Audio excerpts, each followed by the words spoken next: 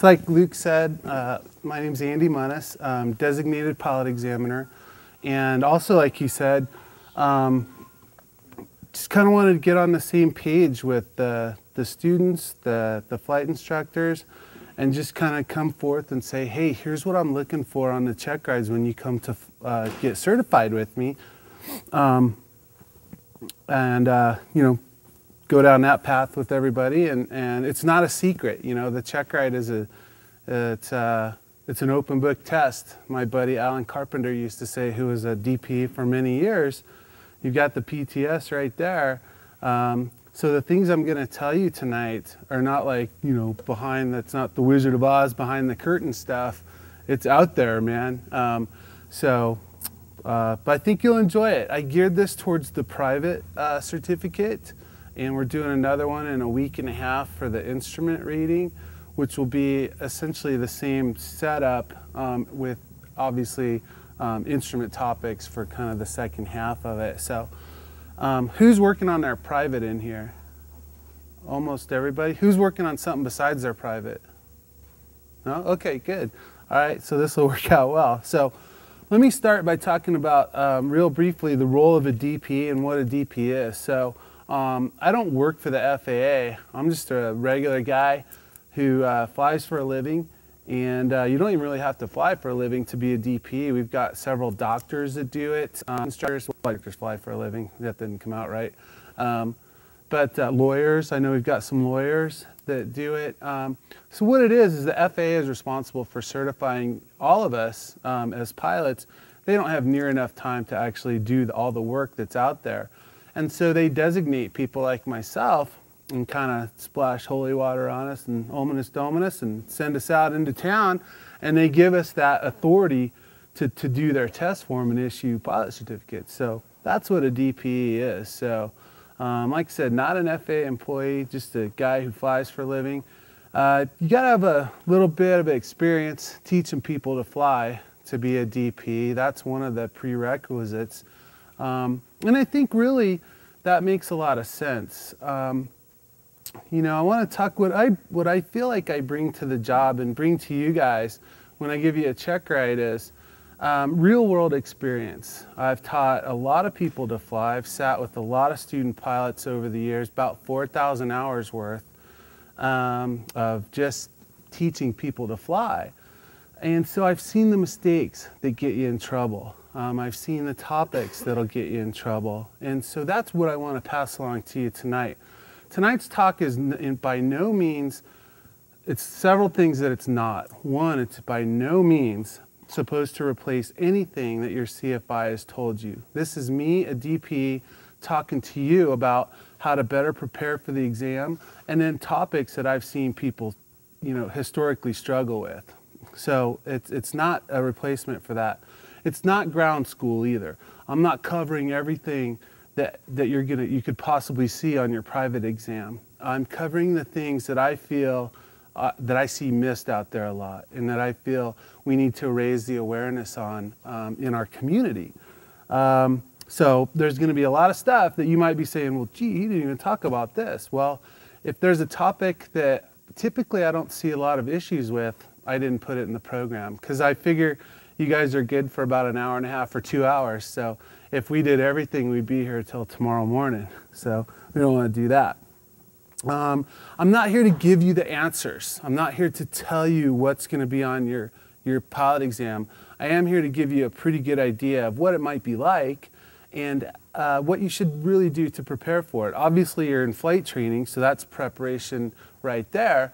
But there's also some extra work that you need to put into it to make sure you're extra prepared for that exam. So some things that we will do, like I said, we're going to talk about problem topics. That'll be the second half of the talk today, where we get into real specifics about what I'm seeing out there and how you can avoid the same mistakes on your private pilot check ride. I should say, too, that just because I tell you something tonight, and I'm sure a lot of you will go with another examiner for your ride, that person's ride could be completely different, right? We all go by the PTS, but there's quite a bit of leeway in there in how we ask our questions and what questions we ask. So I just want to make that clear too.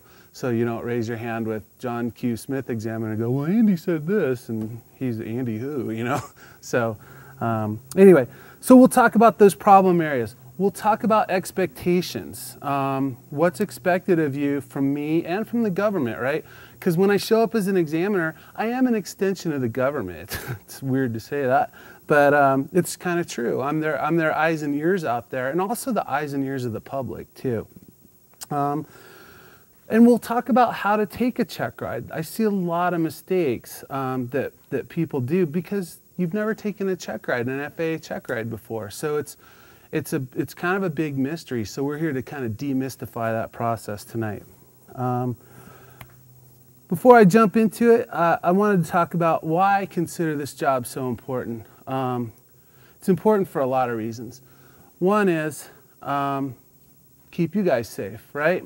Kind of the firewall to say, okay, yeah, I think you're good to go out there. I think you're safe. You exhibit good judgment, and I think you're gonna go out there. You're gonna make some mistakes when you're out there flying, but I think you've got a good basis to work through those mistakes in the air and get yourself safely back on the ground, and then you can process, hey, what happened, and learn from it. So reason number one is to keep you safe. Reason number two, and this will be a tad bit poetic, but just bear with me for a second. When I'm doing tests, one thing that I think about is a guy named Doug Walensky. Doug pops into my head a lot. Doug was not a pilot.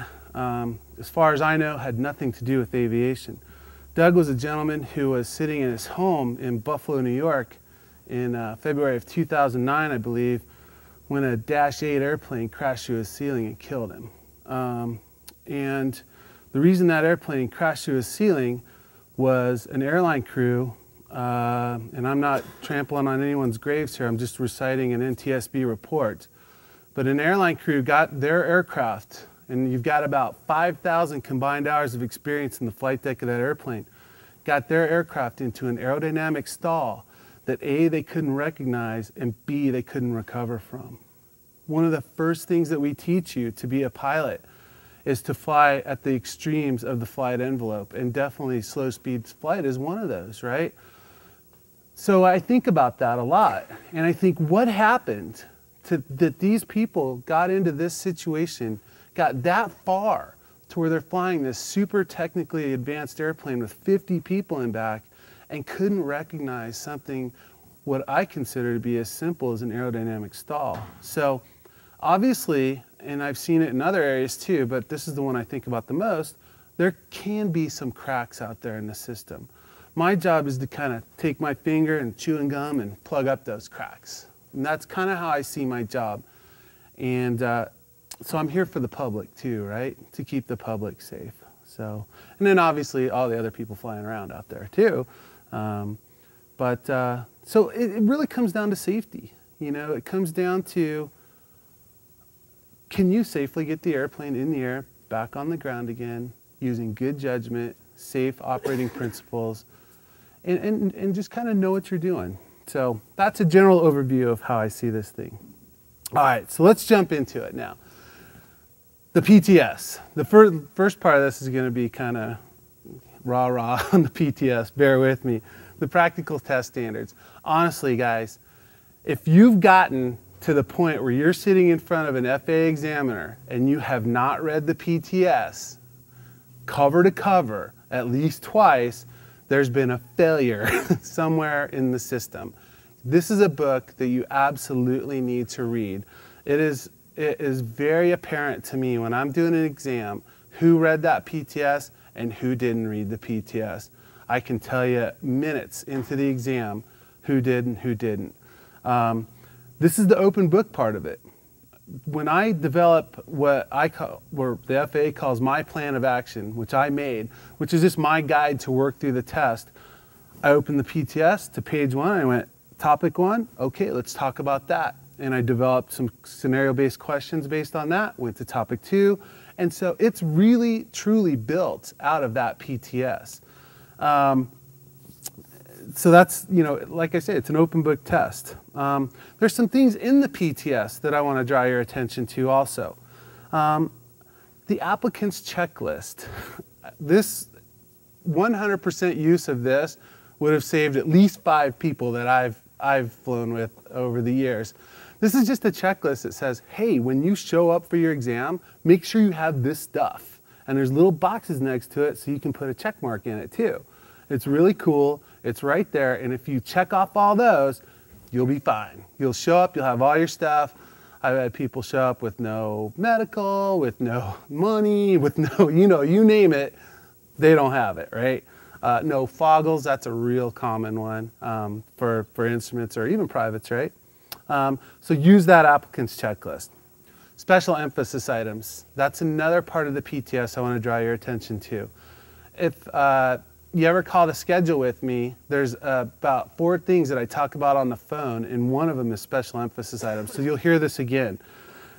Like the title of that section says, special emphasis items. These are areas that the FAA has said, hey, this stuff is causing problems out there, and we want you, being us examiners, we want you guys to make sure that folks understand these topics and have thought through these topics.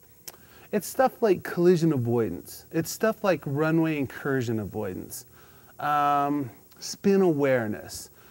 Things that, while it sounds like, yeah, I should know that for a check ride, sometimes when we're studying for the check ride, what's that saying that I never really understood? We can't see the forest for the trees, right? We look at all the little things, but we kind of miss the big picture.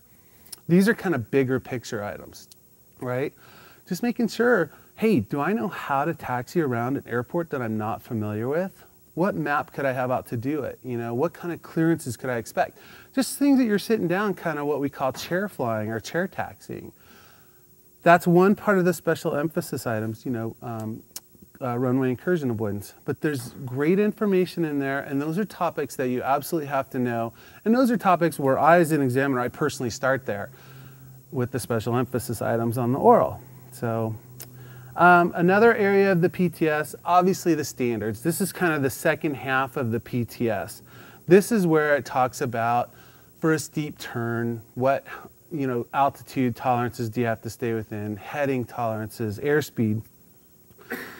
I'm not telling you to memorize that, folks. I'm really not. But what I am saying is be familiar with it. Because at the end of the day, it's your check ride. And what I mean by that is, it's not your CFI's check ride, even though they prepared you for it. You're the one in the airplane. You're the pilot in command of that airplane when you're on your check ride. So you're responsible for all that information.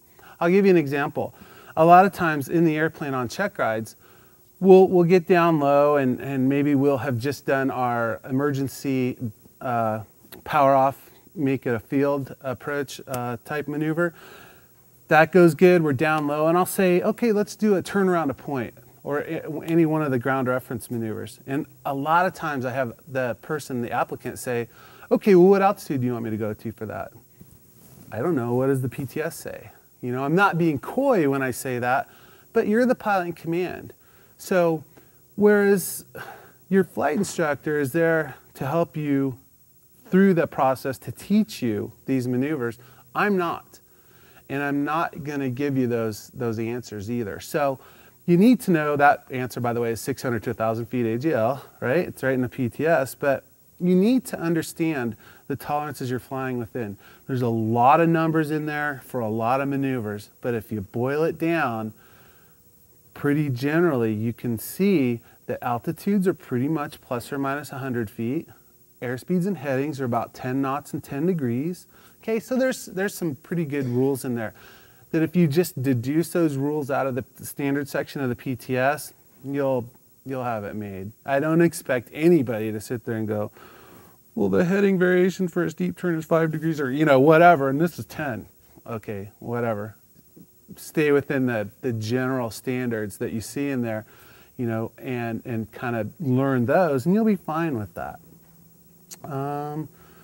All right, so PTS, kind of went through that. And I should say too, if anybody has any questions, just ask, and I'll definitely open it up for questions at the end too. So, all right, the next topic I want to move to is how I personally test. This is where we'll start talking about how do I conduct a check ride. Me personally, again, John Q examiner, he could do it different, but this is how I do it. So So let's talk about this. Here's an acronym that'll make the flight instructors in the room make their spine shudder. It's the 4 levels of learning, the RUAC, right? But for you folks who are kind of new to this, we as humans learn at basically 4 different levels. The first level is rote memorization. And this is just taking a list and going, okay, I memorized A, I memorized B, and then be able to regurgitate it back, okay? The second level is understanding. Okay? This is not only memorizing, but then being able to explain as it applies to that. Application.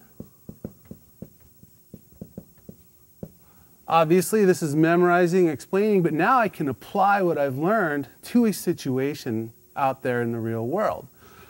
And the highest level of learning is correlation. Okay, this is being able to do all that with 2 separate topics and kind of putting them together. Okay, so memorization down to the highest level, which is understanding, applying, and then applying 2 separate, at least 2 separate problems to one solution. Okay, so when I test, this is the way I think of it. I think of it kind of like an ocean. So here's the waves here, and here's the bottom of the sea.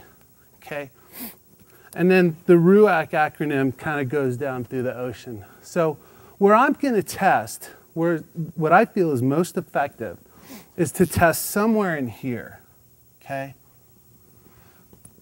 All right, so I'm not down here. You don't want to be down here. It's scary, it's dark, it's cold, there's weird looking fish. Stay away from that, right? Up here, all the garbage is floating around. You don't want to be there either.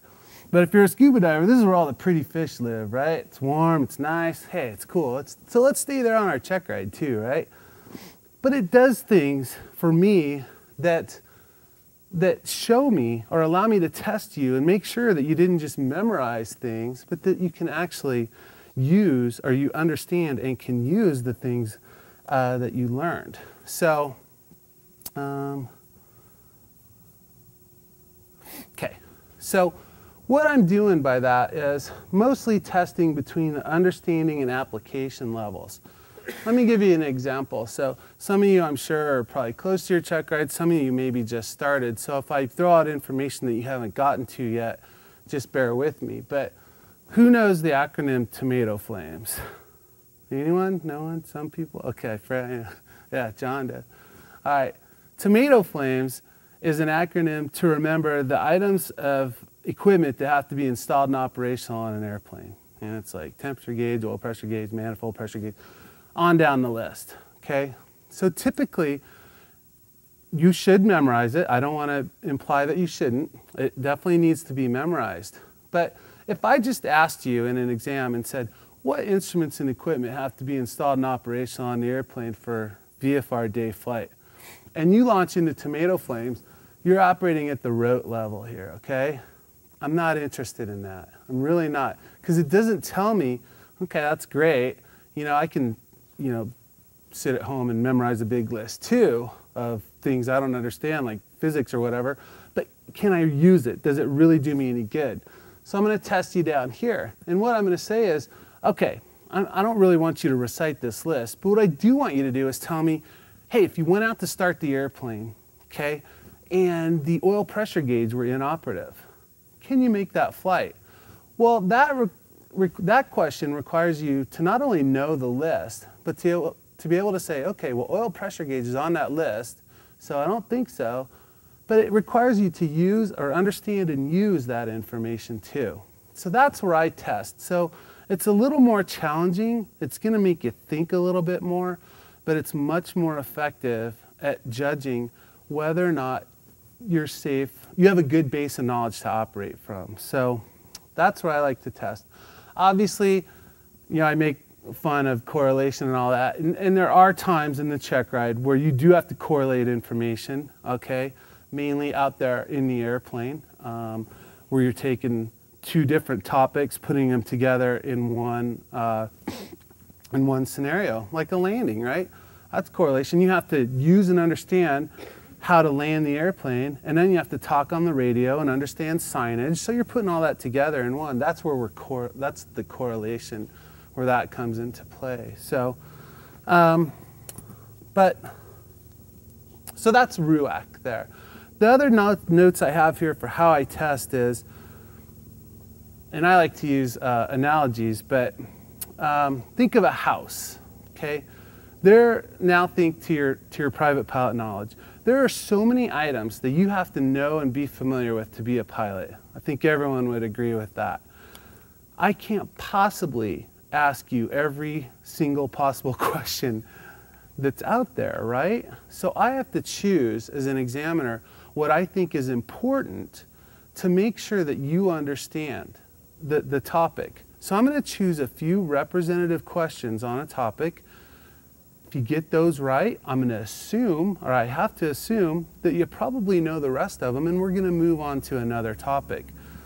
The house analogy comes in where I think about this. Those first few representative questions are kind of the roof of the house, okay? If the roof is in good shape, I'm going to assume that no water's gotten in, no snow, and the foundation is in good shape. But if the roof has big cracks in it, I'm going to assume that the foundation has problems too. So as an examiner, my job is, when I ask those first representative questions, and unfortunately sometimes it does happen where folks struggle with them or just flat out don't know them, that's when I have to dig down and check the foundation, okay? So that's kind of how I test part of this section. So let's move on and talk about expectations on your Checkride. And after this, I think we start to get into the good stuff, which everyone probably came here for, which is the specifics of topics. But this is pretty good too. So expectations, I have 6 of them.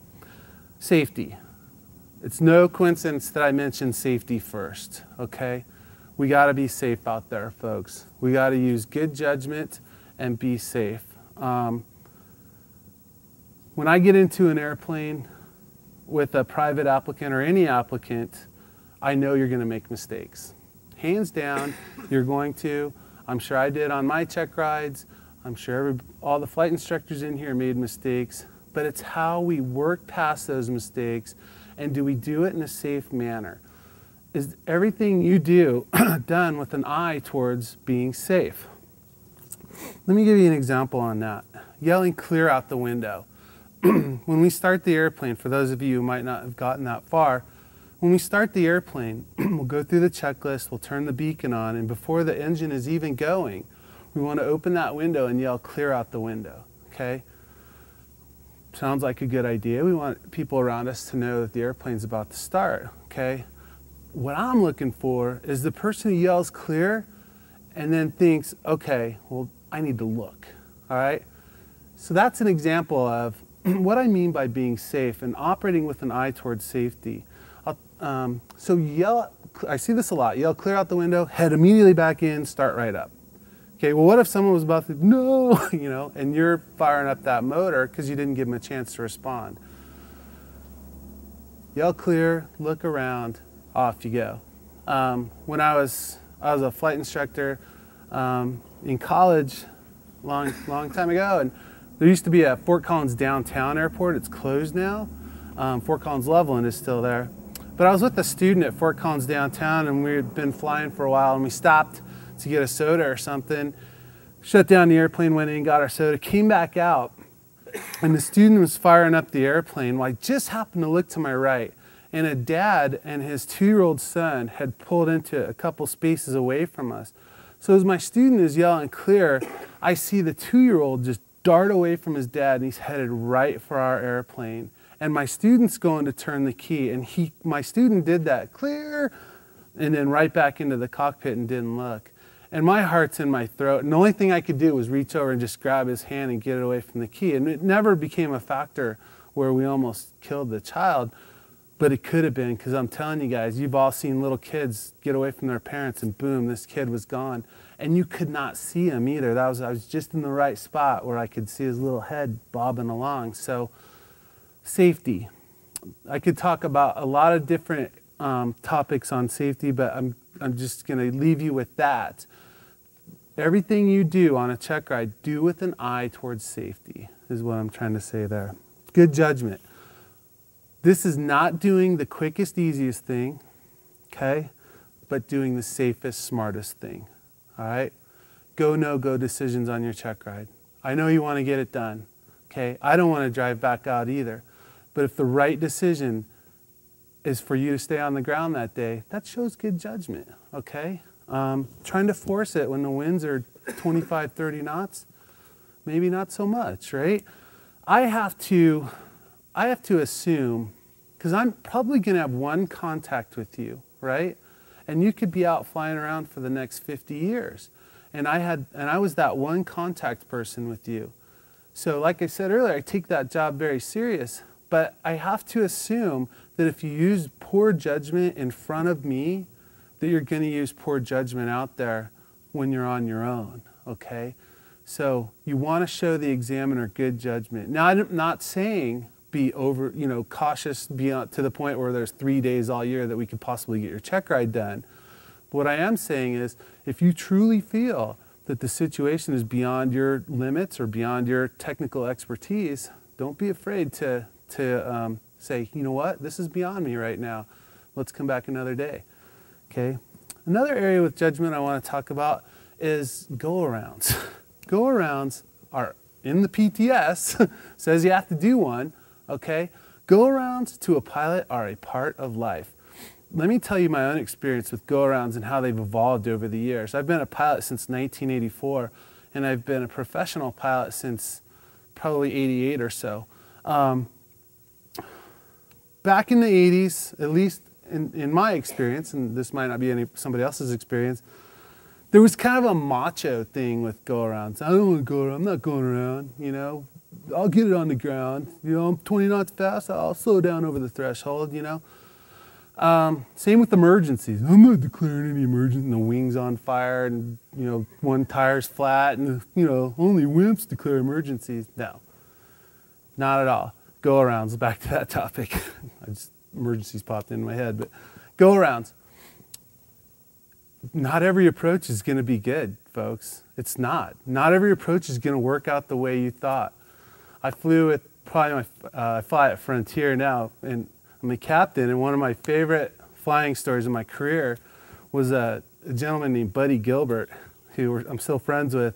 He had retired age 60 a few years ago, and I was flying with Buddy. He's got like 27,000 hours. I probably had 10,000 at the time or something. And so I'm just in awe of the guy. He's a great pilot and great guy. And so it's my leg, and we're in a Boeing 737, and we're landing at Chicago's Midway Airport, which is a relatively short runway in an urban setting. And so it can be challenging. And so I want to show him, hey man, I'm good like you know. And so I'm dialed in on speed, I'm flying this approach, you know, beautiful, absolutely beautiful approach, and probably the worst landing I've ever seen. There's probably people who've been shot down who landed better than I landed that airplane that day.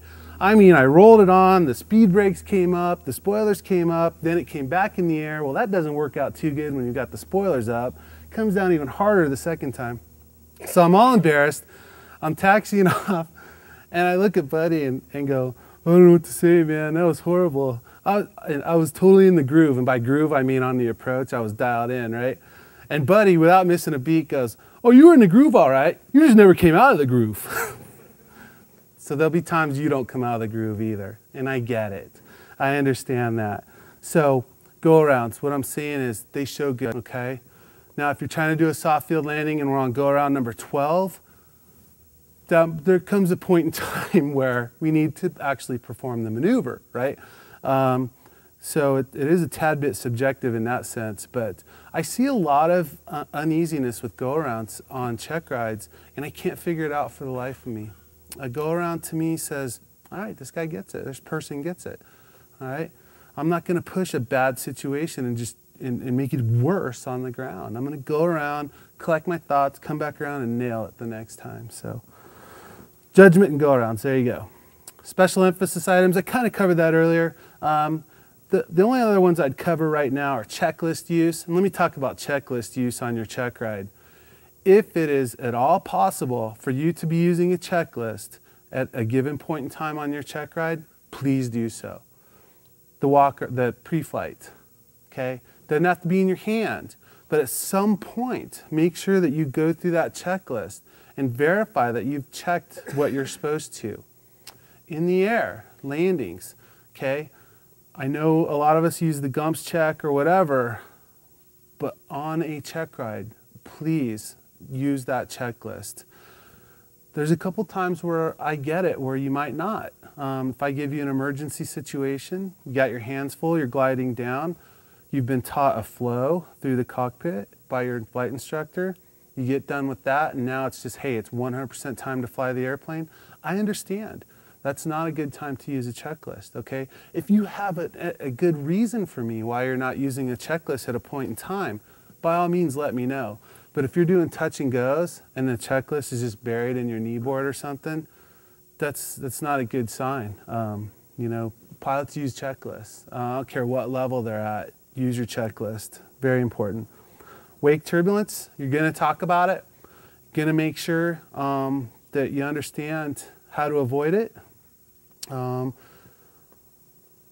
The best way, and I'll ask a lot of times, and this is the forest for the trees thing where you studied really hard and you know all this information, and I'll ask folks, hey, if you're taking off behind a 777 at DIA and a 172, what do you do to avoid their wake turbulence? Oh, I'm gonna rotate above and do this, do that, another thing, and well, how about just stay on the ground for a little bit and let it dissipate, okay? That's probably a better answer. Okay, your other answer is good, where you stay above. You're not gonna out-climb a 777, all right? You're gonna fly through his wake turbulence. So, but the point I'm bringing up there is common sense goes a long way on a Checkride too, okay? I know that you studied and you're just busting to put out, you know, spill out all this information to me, but common sense works too. Airmanship. Let's talk about airmanship for a second. Who's not heard the term airmanship before? Everyone's heard it? Okay. We're looking for this on Checkrides. Airmanship is doing the little things that we do as pilots. Checklist use, that's a special emphasis item, but definitely checklist use is part of airmanship. Clearing turns, just raising the wing a little bit, looking, making sure there's no other planes around. Safety, we talked about that. Having the things you need available to you in the cockpit, that's part of airmanship. IDing nav aids. This is a personal pet peeve of mine, and it applies obviously to you guys. There's every chance in the world you could use an electronic nav aid on your private Checkride. When you get into your instrument, it's a lot more. There's a lot more IDing of nav aids out there, but one of the worst accidents in history, and some of the flight instructors have heard me tell this story before, was an American 7.5 that crashed into a mountain in South America in 95 or 6, somewhere around there.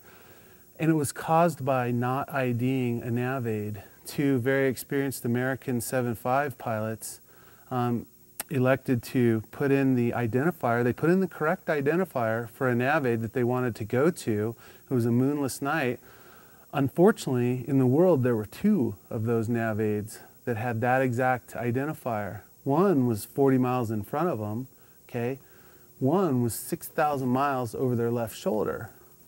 They didn't look and didn't verify it, and they just selected one of them. Unfortunately, they picked the one that was 6,000 miles away. The plane was on the autopilot, and the plane went, okay, I'm going to that one. They're landing there, and the plane starts turning. Their attention is diverted by other cockpit duties. Guess what's right here? A mountain. IDing nav aids is one of the most important things we can do as pilots. You cannot believe how often on Checkrides I see people disregard it. It is not taken lightly on Checkrides. So please ID nav aids. That's part of airmanship. And one other thing I wanted to bring up on airmanship is position reporting. Controllers, pilots, if you're out north and you plug in BJC into your GPS and it says 10 miles, The arc I've seen for the word north goes from about there to there. I mean, it literally encompasses about a third of the sky. Okay, over Boulder at 10 miles, even though it's north-ish, is not north, it's northwest, okay?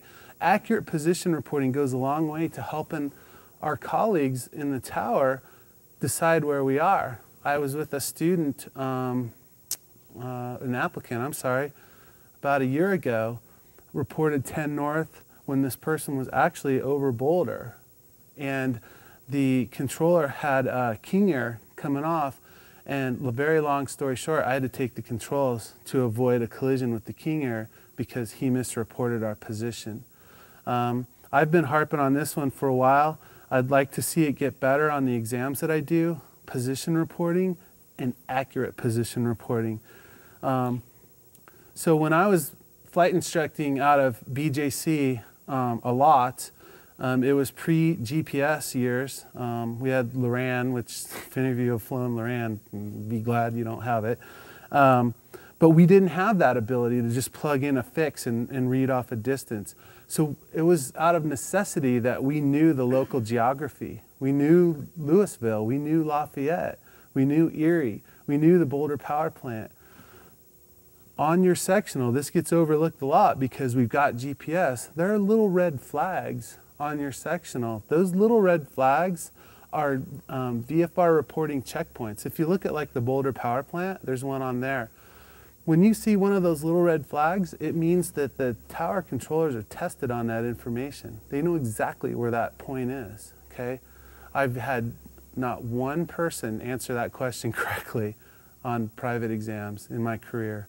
And I haven't asked everybody, but of the people I've asked, nobody's ever told me the correct answer to that one. So that's getting overlooked, and it's very important.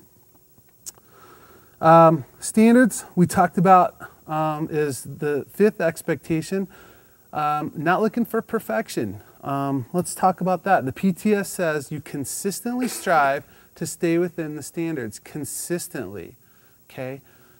I know on steep turns, a lot of people roll in, you're nervous, you're with me, I'm not talking, you're, oh God, am I doing okay? You roll in, you don't get enough back pressure in, the nose comes down a little bit. I'm just talking about a typical scenario I see. And all of a sudden we're 120, 140 feet off the altitude that we were at. The way you read the PTS, that's a bust, right? No, okay? Consistently. What we want to see is that when it happens to you, you immediately correct back to where you're supposed to be. That's consistently trying to stay within the standards. Now, having said that, here's the little asterisk. One, it's a little bit subjective, but if you go too far outside the standards, there's kind of nothing I can do for you. You know, if you lose 250, 300 feet on a steep turn, we're probably going to have to come back and retest that. But if we're in the area of those standards and we're trying to get back to where we're supposed to be, that's what we're looking for. Because I know you're not going to be perfect. I wouldn't be perfect. Turbulence. Almost everybody I ever go with gives me the, you know, it's a little bumpy and normally I fly when it's smooth. And I'm like, gotcha. Okay, what are they saying? They're saying, I don't know if I can stay at the altitude you just told me to. Okay, I get it. I've sat in a lot of airplanes with a lot of people in a lot of really crummy weather and rides. One thing I like to think I can do is kind of filter out what is the atmosphere and what is you, okay? And if I see you consistently making the same mistake, then I know it's not the atmosphere. I know that there might be an issue we have to retrain. Don't be sloppy between maneuvers. This is one of my personal pet peeves. A lot of times I'll get somebody does a passing steep turn and now maybe they're clearing the area and we're up 300, down 200, heading this way, heading that way. That's not what pilots do. Pilots pick an altitude and stay at it. I don't care what altitude it is, just tell me what you're gonna do and then do it. But don't be sloppy between those maneuvers. Try to be precise. You're not going to be precise at all times. But trust me, it shows. The applicant, he just kind of says, well, it's bumpy, I'm just going to accept this. And that differs and is very apparent from the person who says, you know what, I'm in command of this airplane. I want it at 7,000. Might not always be there, but I'm certainly going to try and put it there. So strive for that precision. The last item in expectations that I have is know your reference materials, okay? And I put this last, but it's still important. Know how to use your FAR aim. There are two parts to the FAR aim. I put up one finger. There are two parts to the FAR aim. The FARs, the Federal Aviation Regulations, and the AIM, the Airman's Information Manual. They're both really big, okay? But if you've read this document, you will see very quickly that there are certain very small parts that pertain to each type of flight that we're doing. Even in the AIM, a lot of that, once you've read it, pilot controller responsibilities, yeah, we need to read that, we need to know it, but once we've read it once or twice, we're probably good with that, okay? But there's a lot of information in there that you do need to know, but it looks daunting, it looks intimidating, but have your instructor show you how to use that book. Know Part 61 from Part 91. I get this a lot. I'll ask a question and maybe the applicant won't know the answer and I'll say, okay, well look it up. And it's an operational question. And they'll go to Part 61.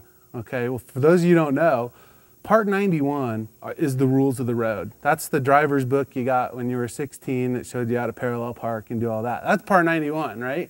Part 61 is the regs at the DMV that they had that said, okay, this is what you got to do. You got to be able to parallel park. You got to do that, right? And that's what Part 61 is. It describes how to become a pilot, not how to become, what you need to do to be a pilot, the experience you need to have. That's Part 61. Part 91 is the rules of the road.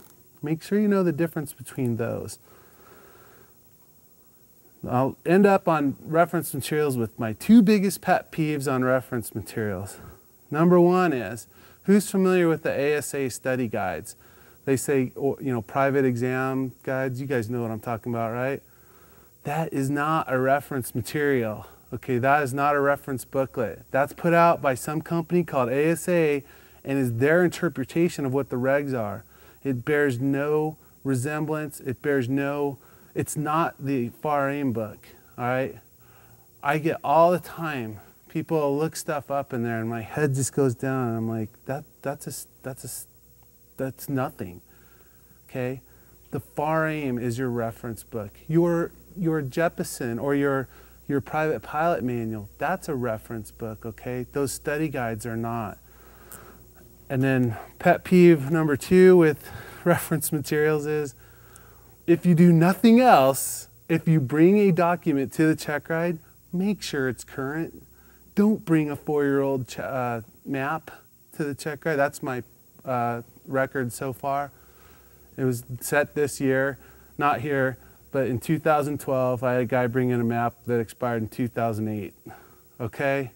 You know how many towers have been built since then? You know how much airspace is different, how many frequencies are different? Do not show up to the Checkride with a 4-year-old map. It is not looked upon highly. Okay, so that's expectations section. Does anyone need to take a break or? Can I ask a quick question? Yeah. Where do the FAA publish handbooks, like the airplane flying handbook, fall in that? Those are absolutely reference materials. That's a great question. So if the FAA published it, yes, yes, correct. If somebody else did, doesn't.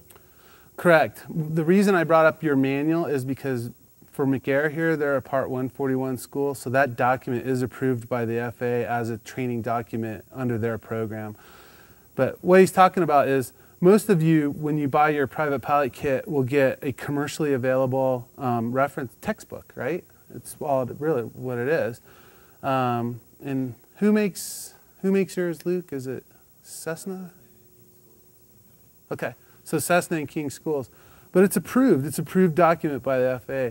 What this gentleman's talking about is the actual airplane flying handbook that is put out by the government.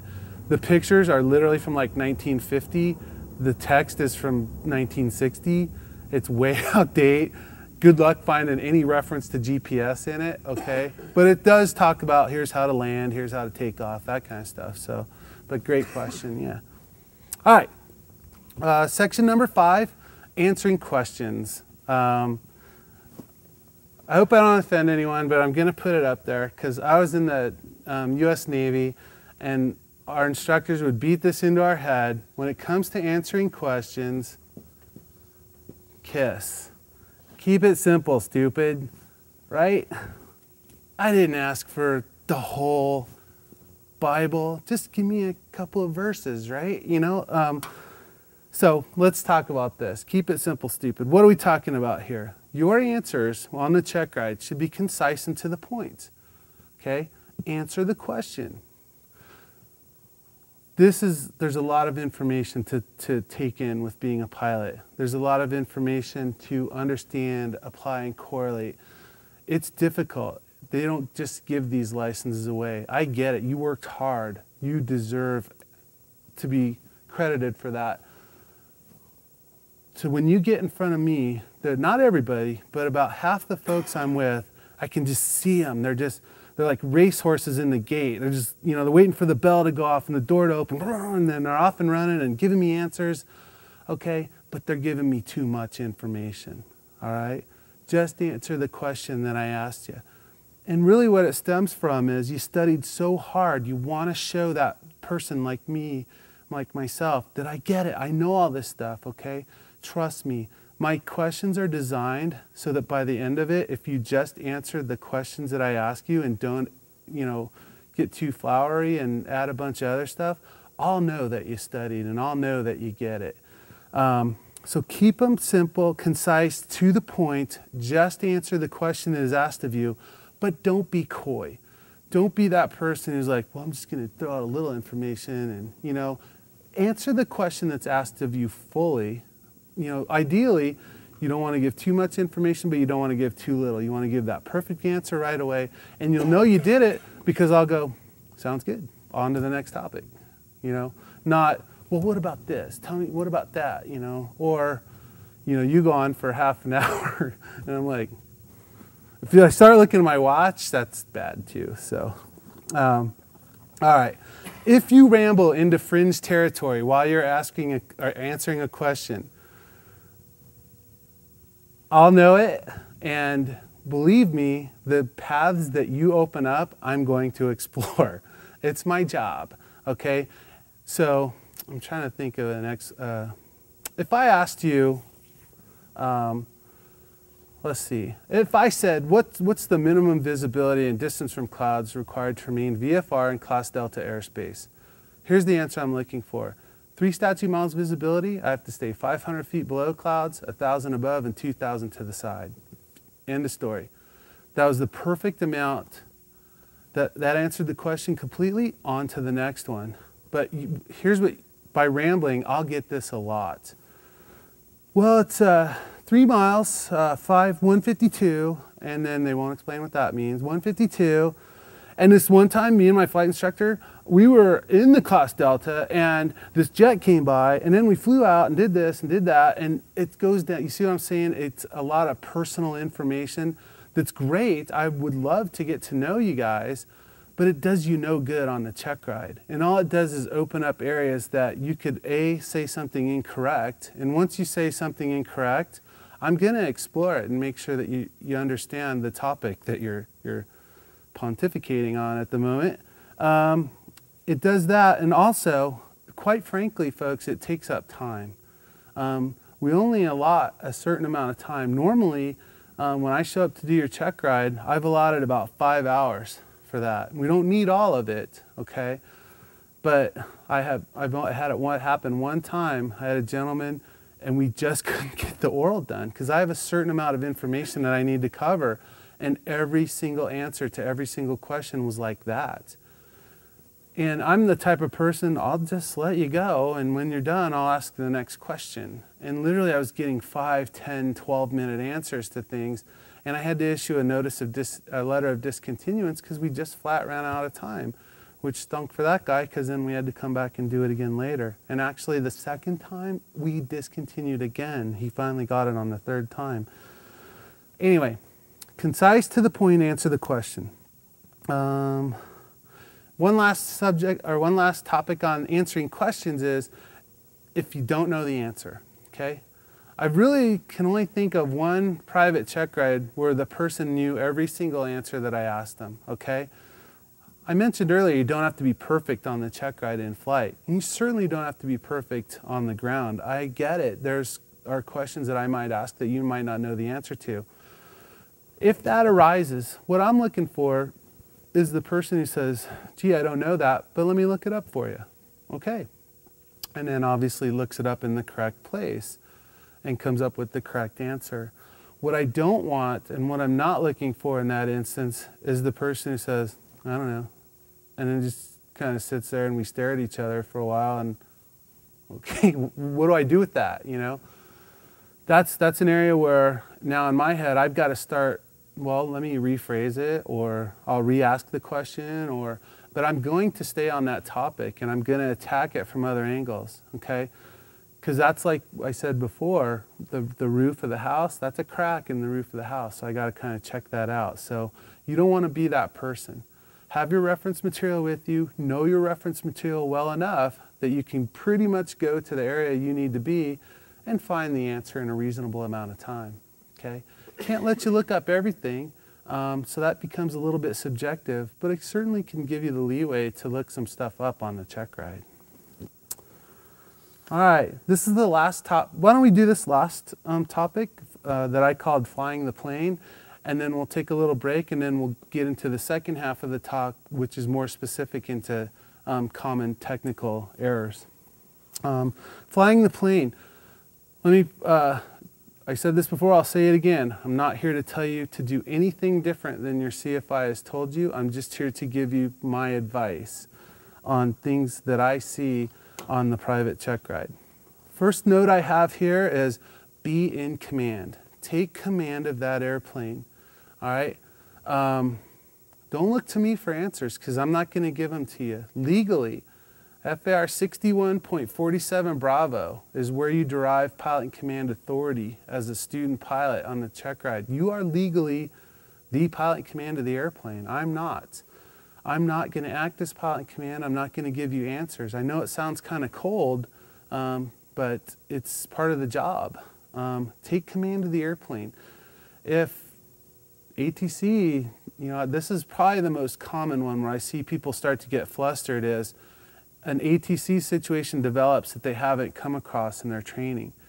And I don't know why, but these weird situations that you've never encountered before, one of them will always crop up on your Checkride. I don't know why, Luke's smiling. It just happens that way. I don't get it, but that's the way it goes. Be in command. What I'm looking for there is that I can usually tell, okay, this looks like maybe something this person hasn't dealt with before, and I'm not staring at you, but I'm just, okay, let's see how they handle it. Okay, that's not what I would have done, but it worked.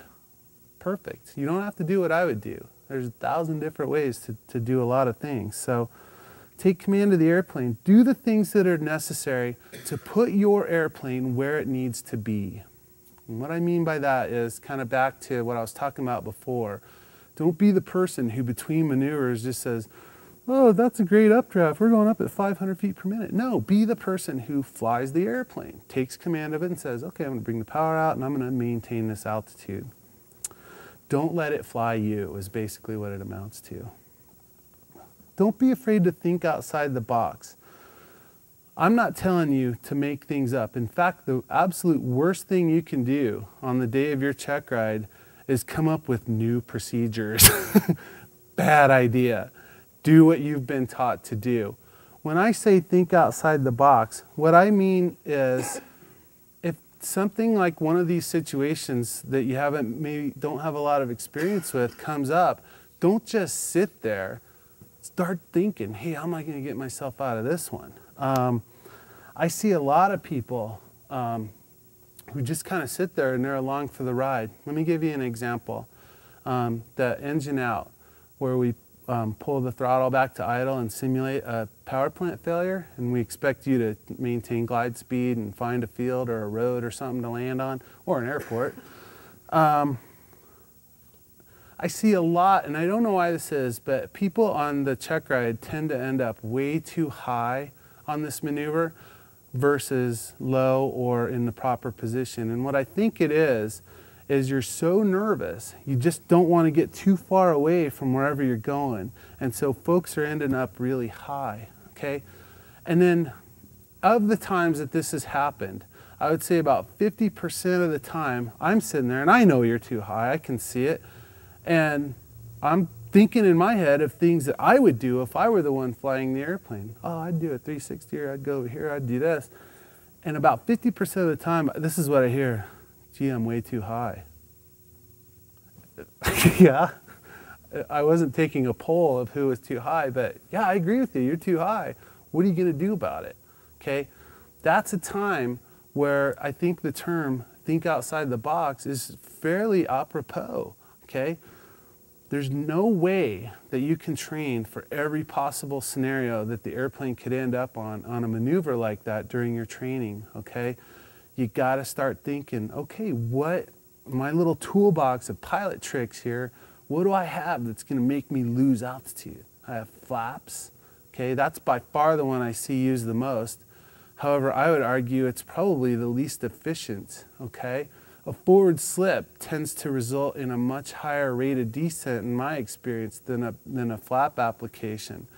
Remember, at the end of the day, flaps are kind of high lift devices, okay? I know there's a drag component to them, and they do obviously tend to let us maintain the same airspeed and go down quicker, but also it takes time for that to happen. The airplane kind of transitions into that having flaps in phase. We're in a forward slip, you're going down right away. So forward slip's a good idea. And that's not one we do a lot. So that's one that I'm kind of talking about when I say think outside the box. 360s. In that scenario, I'm not telling you to do a 360, but it's a tool that you have in your bag of tricks there. So you see where I'm going with this. But when I say think outside the box, what I'm really saying is, don't just be along for the ride. Don't just describe the situation to me. React and adapt to the situation. Hopefully that makes sense. Go-arounds are okay. We already talked about that.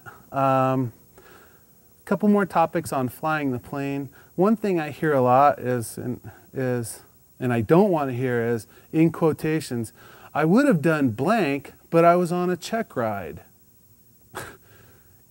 This is typically after something has not gone well. I'm like, gee, why'd you do that? Well, you know, because you're here. Folks, I'm a fly on the wall, really. We already talked about you guys being the pilot in command when you're doing the check ride. I am literally a fly on the wall. I am an observer. Do what you think is necessary, what you've been trained to do, and you'll be fine. Not doing something because I'm there is kind of the same as making something up on the day of the check ride. They're both not very good ideas. And yeah, that was the point I wanted to make on that. Stick to your training, okay, is really what I'm trying to say here. But the think outside the box thing said, okay, well, maybe there's times. I'm not telling you, you know, with that, don't be high and roll inverted. That doesn't sound like a good idea, but do something safe, right? 360, a forward slip, something of that nature. And the last topic on flying the plane, and then we'll take a break, is probably the best advice I can give you in this whole night, which is fly through your mistakes and move on. Do not dwell on mistakes. This, I would say, is easily the #1 reason I see the snowball start, right? The snowball that ends up a giant snowball at the bottom of the mountain. It's that first mistake, it's that little snowball you make, and then it starts rolling downhill and gathering steam. You can see it. It's palpable in the cockpit when a less experienced pilot has made an error, okay, but is dwelling on it. Folks, train that during your training. You're making mistakes out there on your training. Just force yourself. Okay, it's behind me, man. I'm going to do it better next time, right? Fly through those mistakes. Why don't we take 5 minutes or so, and then we'll finish up on the topics, which gets into specifics of the technical material. So, cool. Okay, so like I was just telling this gentleman here, the first half of that talk I consider to be things that kind of apply to check rides in general. And now this part I want to get into areas that are specific to the actual private Checkride and what I'm seeing. And again, two things that just can't say it enough. I'm not here to replace or supplant any information that your CFI has taught you, and I'm not here to give ground school. So by no means will we come anywhere close to covering all the possible topics for the private. These are the areas that I see a lot of people struggling with out there. So let's just jump right into it. So the first one, airworthiness, the legality of the airplane. And let me back up just for a second and say, I mentioned earlier that you had to be relatively experienced to be a DPE. And so not that I've seen anything or everything or anywhere near that in my flying career, but I have seen a lot. And I have a pretty darn good idea, both from my own experience and also from other people's experience, of two things. One, what's going to get you hurt that you're doing in the airplane? Because I've seen a lot of it. And two, what's going to get you in trouble from a legality standpoint? I don't know if you guys realize this, but you can be approached, it's called being ramped. You can be approached by an FAA inspector at any time who can demand to see your paper, the aircraft, prove that you're legal, prove that the airplane's legal. And that's a good thing. That keeps us all honest out there. At the airlines, it happens all the time. It's called they call it a line check there, where an FAA inspector shows up, and from the beginning of the flight to the end, he or she is sitting right there in that jump seat in the cockpit, monitoring what we do and making sure that we're legal. So when you have that, or even that student pilot certificate, but that private pilot certificate in your wallet, and you're out there operating an aircraft as pilot in command, you need to know if you and your airplane are legal. So airworthiness. So let's just jump into it. Problem areas I see. Problem area number one with airworthiness. And Luke told me this might fall on me, so maybe you guys purposely set it up to fall on me. You never know. All right. Okay. Problem area I see. A1 tape. Who knows what this acronym means besides the flight instructors? All right. Okay. So some of you do. These are the inspections that are required to be performed and logged on the airplane. The annual, every 12 months. The 100-hour if the airplane is operated for hire. The transponder check every 24 months. The altimeter pedostatic checks every 24 calendar months. And then the ELT check. Okay? I don't know why, but this is getting missed out there a lot of times. Not by everybody, and I should mention that too. But I do see enough issues with it in the exams that I give to bring it up in this talk and reiterate and point out how important it is that you know the inspections that are required on your airplane. Not only that, but you need to be able to bring in the document, the aircraft logbooks. The way I typically work this on my exams is, remember back to the RUAC, the ROTE and all that? ROTE would just be going, what does A1 tape mean? Annual 100-hour, okay. But I'm not going to ask it like that. I'm going to have you open up the log and say, show me that these inspections are done. So two things. One, you probably should have looked at it beforehand so you have some idea that they're actually there and have some idea where they are. And lost my train of thought. And two, you have to be able to use that information. You have to be able to know, okay, well, this transponder check was done in June of 2011. Does that meet the requirement? Well, yeah, it's 2012. So yeah, I got till June 30th, 2013, right? So that's testing at that understanding application level. So I see a lot of problems with this. This is a little nitpicky, but I'm going to bring it up. But flight instructors, not, and again, it's nitpicky, and you guys are going to go, wow, you're nitpicking. But the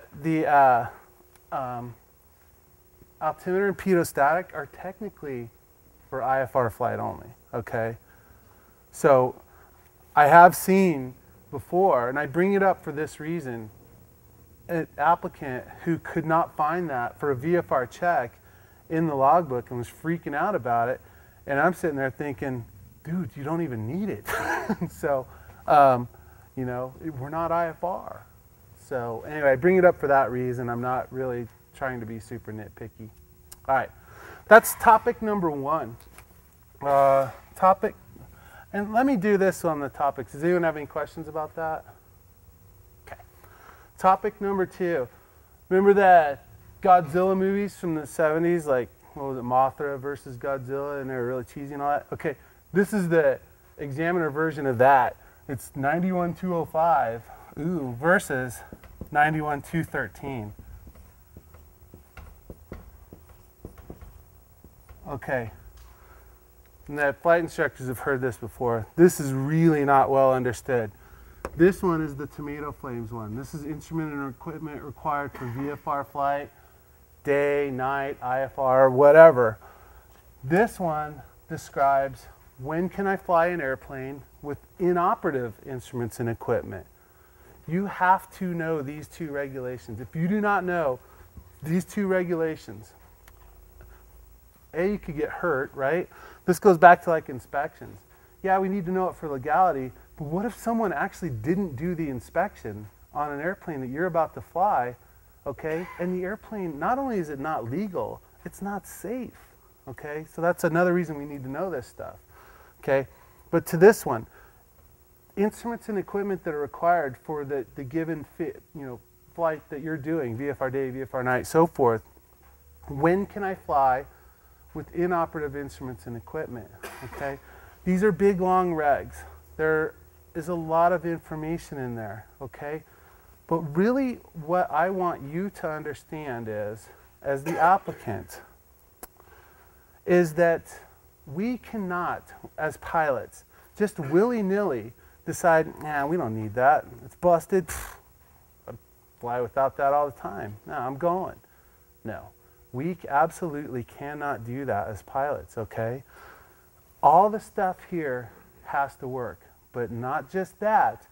Everything on that airplane has to work, okay? Now some of you are thinking, what? I've flown airplanes with broken stuff. Yeah, you have, but it was addressed here, okay?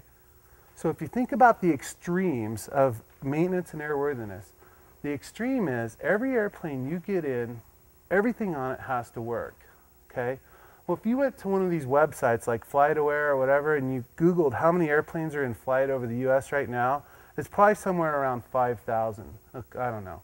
Say it's 5,000. If we didn't have this reg, it'd be about 3, and 2 of them would be illegal, right? Because almost every airplane out there has something that doesn't work on it, okay? 91-213 is a toolbox for us to work with 91-205. And in that toolbox, you need to know what are the tools that are in there. The first tool you have is an MEL. It's a minimum equipment list. You guys don't have that, okay? That's for United, that's for Frontier. Now you could get it, but it's expensive and it's time consuming and nobody does on a 172, okay? That's for the airlines. So MEL out the window, no minimum equipment list. But here's what you do have. You have, has anyone ever gotten in an airplane and saw a little sticker that said INOP on it? You have that. You have that INOP placard, okay? You have that. Has anyone ever gotten in an airplane and saw a sticker that said, this piece of equipment removed? That's a lot less common, but you do see it. You have that. Remove the busted stuff. And then you guys probably haven't seen this one, but a ferry permit. This is where we go to Mother over at DIA, the FSDO, and say, Mother, may I, right?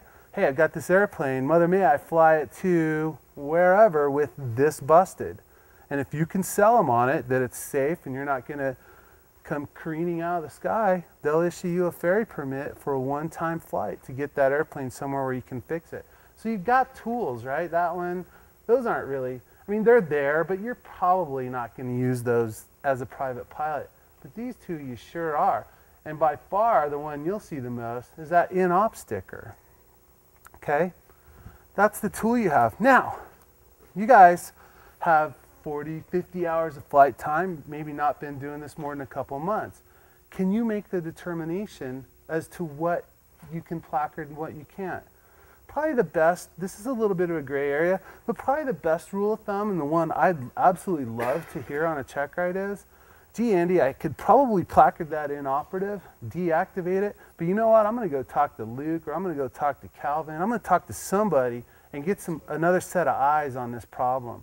Okay, that's a great answer for a Checkride. So, absolutely have to understand this. Okay, and then I already talked about how do we deal with inop equipment. Those are the 4 tools that you have. That's what 91.213 describes. So. That's airworthiness. That's not everything that you could possibly be asked, but these are typically the 2 or 3 areas that I see a lot of folks stumble on the Checkride. Okay, and it's not brain surgery, it's not rocket science, but you do have to put a little bit of effort into it. You do have to kind of think through it beforehand and maybe talk about it with your flight instructor. Remember that RUAC. If you do nothing else today, remember that rote understanding application correlation. And as you're studying for something, ask yourself, am I just memorizing this so I can regurgitate it on a test? Or do I understand it? And more importantly, can I apply it to a situation out there in the real world? Okay? If you can truly tell yourself, yes, I think I'm reading this, I'm thinking about it, I'm asking myself, well, and think about it in your own experience. Okay? Might not have a lot of experience, but you have some. You can sit and go, I remember this time when I had that in-op sticker. How'd they do that? Oh, okay, well, they busted out 91.213, they deactivated it, they placarded it. You're operating at the understanding level at that point, which is a good thing. All right, so where'd the eraser go, Luke?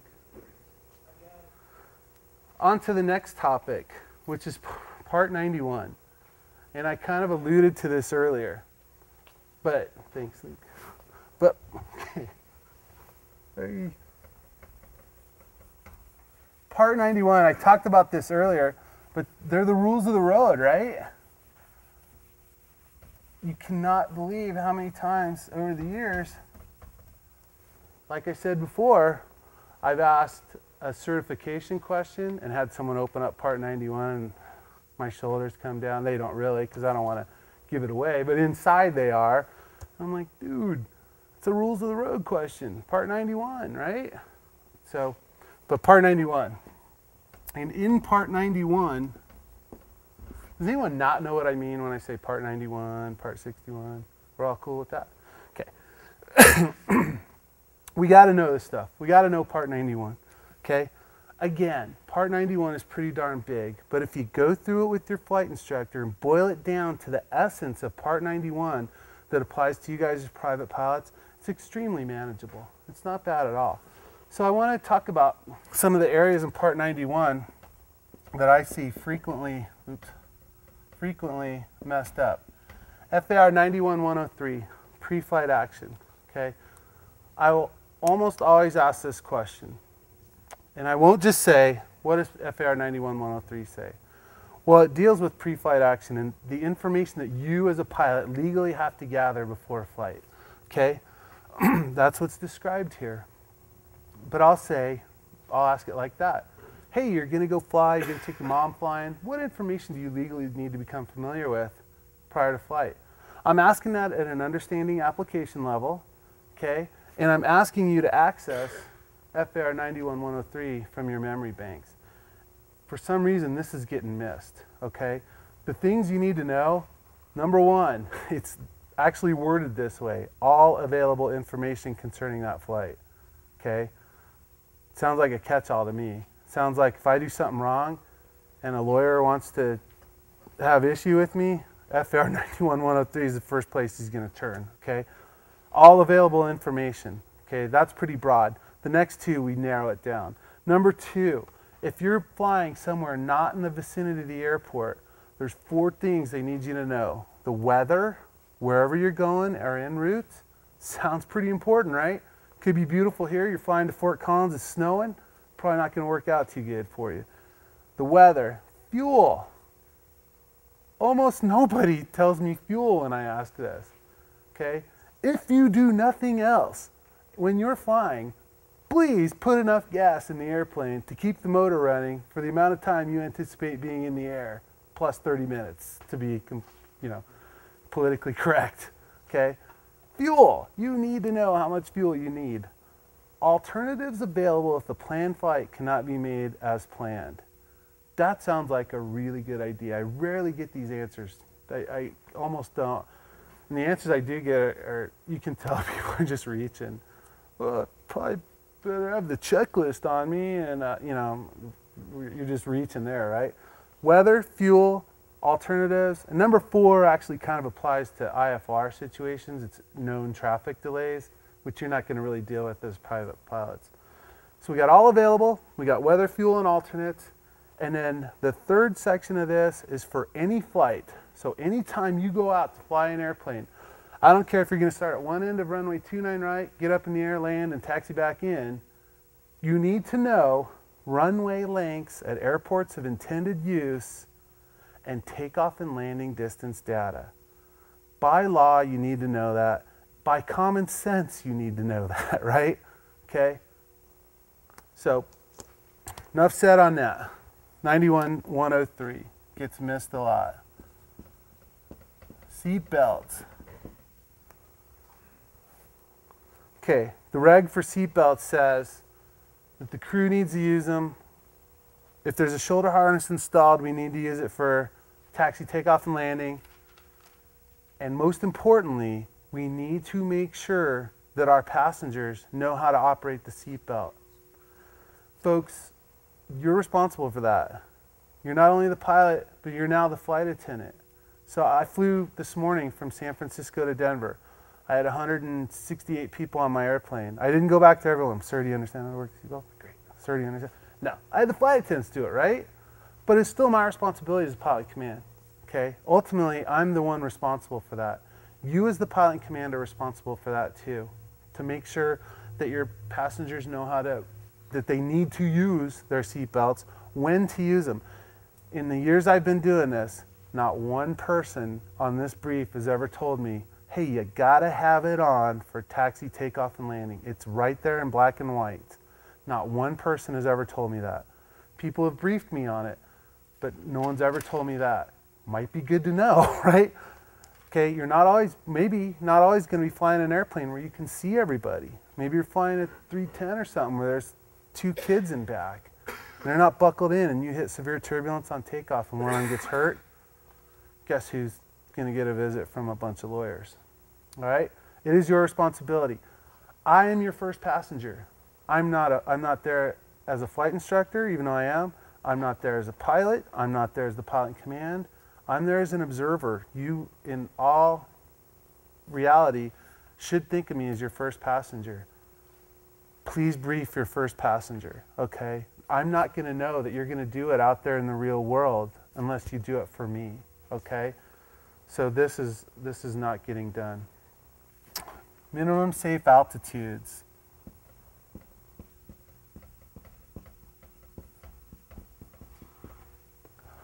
Okay, and again, I'll keep saying it. There's tons more to Part 91, but these are the problem areas that I personally see. Minimum safe altitudes. There are 3 areas, if you will, listed in the FARs. Please know them, okay? There's one for anywhere. It actually says anywhere. And what it says in there is if I'm anywhere flying, the minimum safe altitude I need to maintain is one that allows me, if the engine conks out, to not kill anyone on the ground, okay? It doesn't say that, but that's the spirit of it. It says, a power plant failure without undue hazard to persons or property on the ground, I think is the way it reads. But what it's saying is you don't want to wipe out anyone on the ground because your motor failed and you didn't comply with this regulation. I almost never get that answer, and it just shocks me, okay?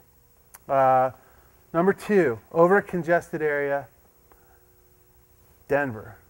Almost every time you take off out of Rocky Mountain Metro Airport, you already have run into 2 of these. You ran into the anywhere one, because we're anywhere, and you ran into the congested area one, right? Because this is a congested area.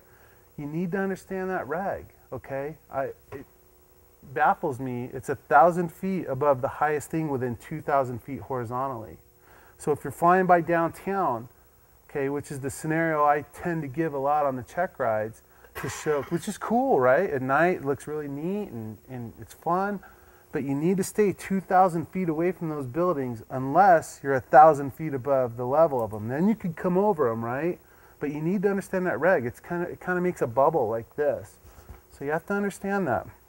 And then other than congested areas, it says 500 feet above the surface or over really sparsely populated areas or open water, just 500 feet away from stuff, okay?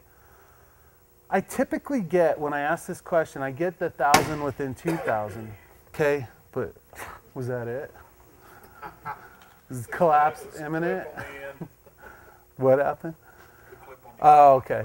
I typically get the 1,000 within 2,000, but almost never does anyone mention the anywhere and the other than congested.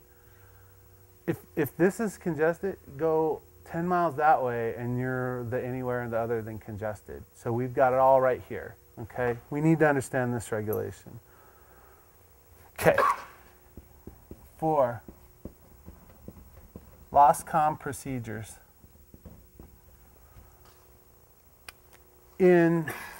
Well, since '84, and I think I'm coming up on 20,000 hours, I don't think I've ever had a radio fail. I don't think a little puff of smoke ever came out of it and it went dark, okay? What I have done is messed it up myself, right? Pushed the wrong button, so now I'm transmitting and I'm not hearing, or turn that around or something to where I'm no longer in communications with the people I'm supposed to be in communications with. It will happen to you. It does happen out there. You can hear it when you're out flying around because it's the guy who goes, "This is 733 X-ray Bravo. Does anyone hear me?" And doesn't have his speaker selected, right? But you can't tell him that because he can't hear you, okay? But he's transmitting. He's just not set it up properly. Probably, I mean, most of the time, okay? But that is still a lost comm, okay? If you are not able to troubleshoot that and figure it out, you effectively have no radio, okay? So even though the chances of today's radios actually mechanically failing are pretty slim, the chances, we're humans, the chances of us messing it up are pretty high, okay?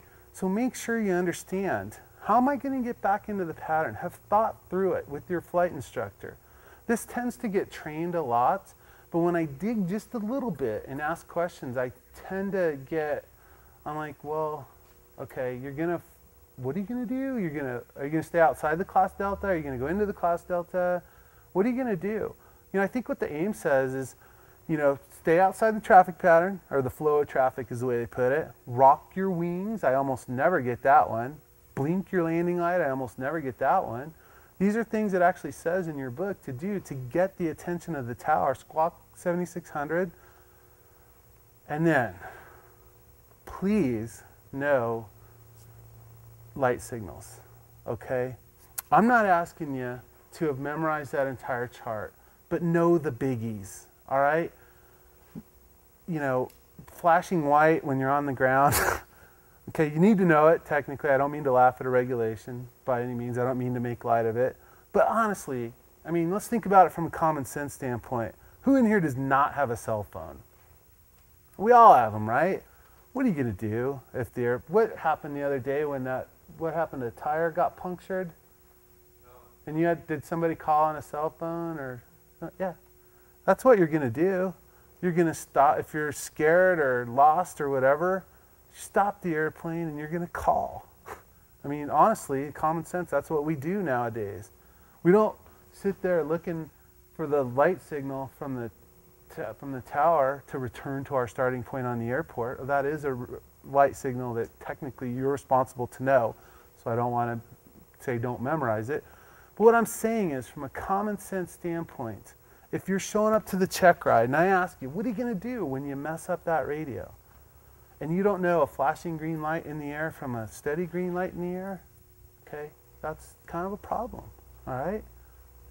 Flashing green means return for landing. Steady green means clear to land, okay?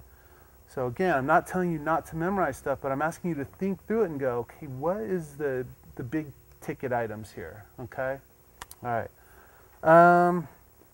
And then the last one I have for part 91 that gets messed up a lot, special VFR. And this is one where when I ask it or cover it, I kind of close one eye and what am I going to get here, you know, and it's not always good.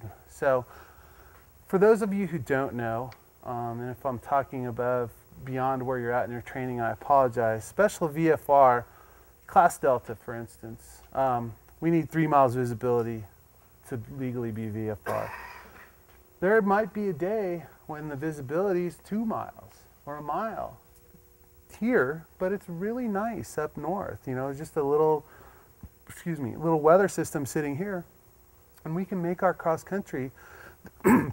This is a tool for us to ask ATC for to get out of that controlled airspace and on our way to better weather. That's really what it is, okay? It's not that difficult. There's a couple things you need to know about this. You need to be able to get it from the tower, right? Get it from air traffic control, that's number one. And then two, the last two relate to weather. You need to have a minimum of 1 mile visibility. So if the visibility is half mile or 3/4 or whatever, you're done. You're not going, okay? But if it's a mile, in theory, you could get this clearance, and you need to be able to remain clear of clouds, okay? And then the other important one is, unless you have an instrument rating, you can't do it at night, okay? So this is a situation where I'm going to ask that question not at the rote level, but at the understanding or application level. And a typical way I might ask it is, hey, if the weather's not so great here, but you're going up north on a cross country, what's a tool you could use to get out of the Class Delta? That's a great way to ask that, right? Because it requires you to not only know the regulation, but to apply it too.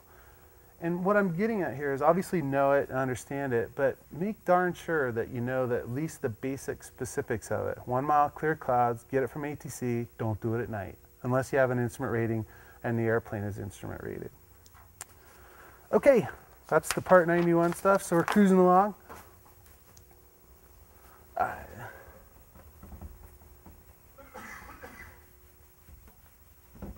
Any questions about that I should ask? No? All right, weather.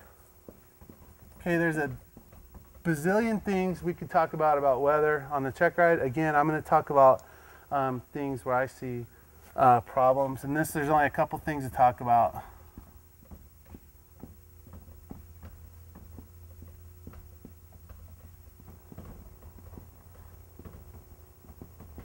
Convective SIGMET versus a SIGMET versus an AirMet, okay? These are very, very important things. Do we get a lot of thunderstorms here? You bet we do. Right there, convective SIGMET, okay? Do we have mountains here? Sure we do. Mountains create, well, when mountains get obscured by clouds, that's one thing that could be issued by an AirMet. Mountains create turbulence when wind flies over them. That's something that could be issued as an AirMet. See what I'm getting at? This really applies to us here where we fly, okay? So when I ask you what a convective SIGMET is versus a SIGMET, again, you know, convective SIGMET, there's a lot of definitions in there. Hail 3/4 of an inch or greater, you know, widespread this, that, other thing. Okay, I'm not necessarily looking for those numbers, those values. I'm looking for a basic understanding of convective. This is going to probably pertain to thunderstorm type situation or things associated with the thunderstorm. SIGMET, if you read the AIM, it flat out says this has nothing to do with convective type stuff. This is your dust storms, which we get a lot in the San Luis Valley down by Alamosa. I got swallowed up in one of those flying years ago. That was not fun. There was a SIGMET out for it. Volcanoes. I get this a lot. I'll fly we have a Denver to Costa Rica route, and this is absolutely one thing I have to look for every time, because there's tons of volcanoes down there, and they blow to 40, 50,000 feet in the air. And if you fly an airplane through volcanic ash, it's still an airplane. It's just an airplane with no power and no paint. So, yeah, it's coming down to the ground really quick. So, anyway, know these differences. AirMets are critical to you guys. Mountain obscuration. If I'm flying 3 miles from the Rocky Mountains, that sounds like something I might want to familiarize myself with, right? So, okay, don't want to beat that one to death. And then the big daddy of weather,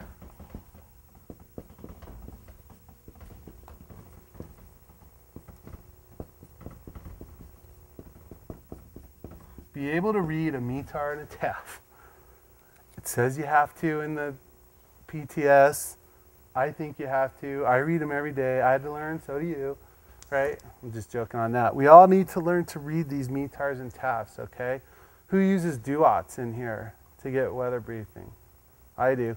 DUOTS has a really cool button where you can take all this METAR and TAF stuff and go decode, and now it reads it out like Kathy Sabin would at 9 News. That's fabulous unless you happen to be on an FAA Checkride, and then it's not so fabulous because I don't want you to hit decode on DUOTS. I need to know that you can read this stuff, okay? All right, and not to beat that to death, but as it applies to TAFs, there's one other thing that I want to mention that is almost missed quite a bit, and that's the date time code. And this is more for the flight instructors on the TAF, the valid time. People are not understanding those numbers and what they mean. You know, 06, 02, all that, you know, on the 6 from 0200, that's getting missed bad. And not only that, but the issuance time, right? So you have the issuance time of the TAF, and then you have the valid time. And so that's getting mixed up pretty badly. All right, so that was weather. Any questions about that stuff? And again, we just blew through like the biggest topic you could have, right? But other than that, I tend to get pretty good answers on weather. So, all right, next topic.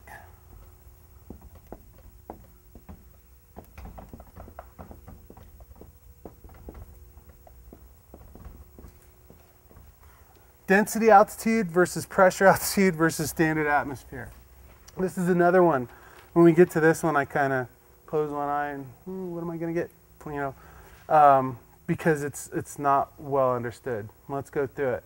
You have to know the standard atmosphere. You absolutely have to know the standard atmosphere, and you need to know not only the temperature lapse rate, but the pressure lapse rate. Folks, are not hard. Okay, once you know the standard atmosphere, 15 degrees at sea level, 2992. Okay, pressure is an inch lapse per 1,000 feet. Temperature is 2 degrees centigrade lapse per 1,000 feet.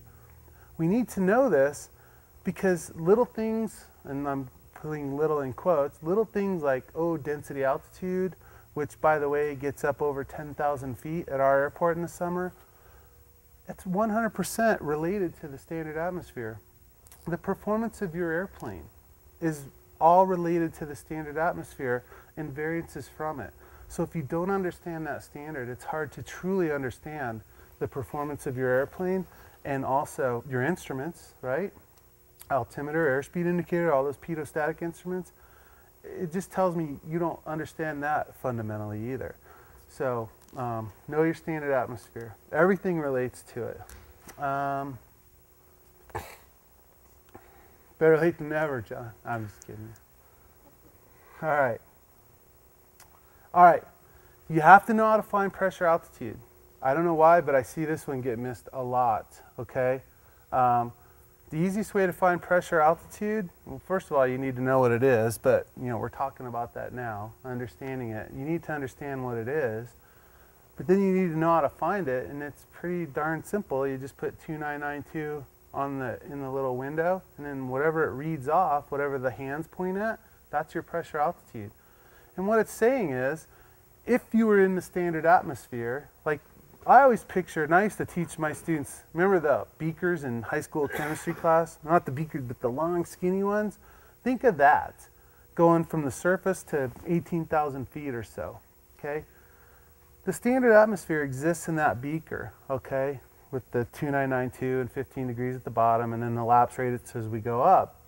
But what we're saying with all this stuff is, with pressure, like pressure altitude, when you set 2992 on that altimeter, what you're really saying is, hey, if I was in the standard atmosphere, where would I be?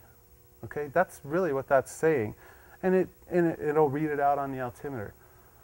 Don't know why, but that's getting missed a lot out there. How to find pressure altitude. I see people doing all kinds of calculations, and you can do that, but you got to do it right. Okay, the easiest way by far is to put 2992, and it's called a Colesman window, by the way, and read off the altitude. All right, and you have to be able to understand and figure out and solve density altitude problems. That's the DA here. Okay, just it goes without saying, guys. We're flying an airplane. The 172 has a service ceiling around 14,000 feet, if I'm remembering it correctly. I've seen density altitudes in the summer here that approach 10,500 on a regular basis. So if you don't understand that, what density altitude is and how to find it, you're kind of a test pilot out there. Okay, you're operating in a very, very dangerous environment without complete knowledge of what you're doing. Okay, I'm not trying to scare anyone, but I am trying to impress upon you how important it is to understand this. Okay, I'm not talking be able to teach it. What I'm saying is you need to be able to determine these values, have a basic understanding of the standard atmosphere and how that applies to what you're doing when you figure out climb performance and things of this nature. So again, don't want to scare you, but it is pretty darn important because it's a part of our lives here at Jeffco Airport. And then the last topic on this with density altitude is indicated airspeed versus calibrated airspeed versus true airspeed. This is really not well understood, okay?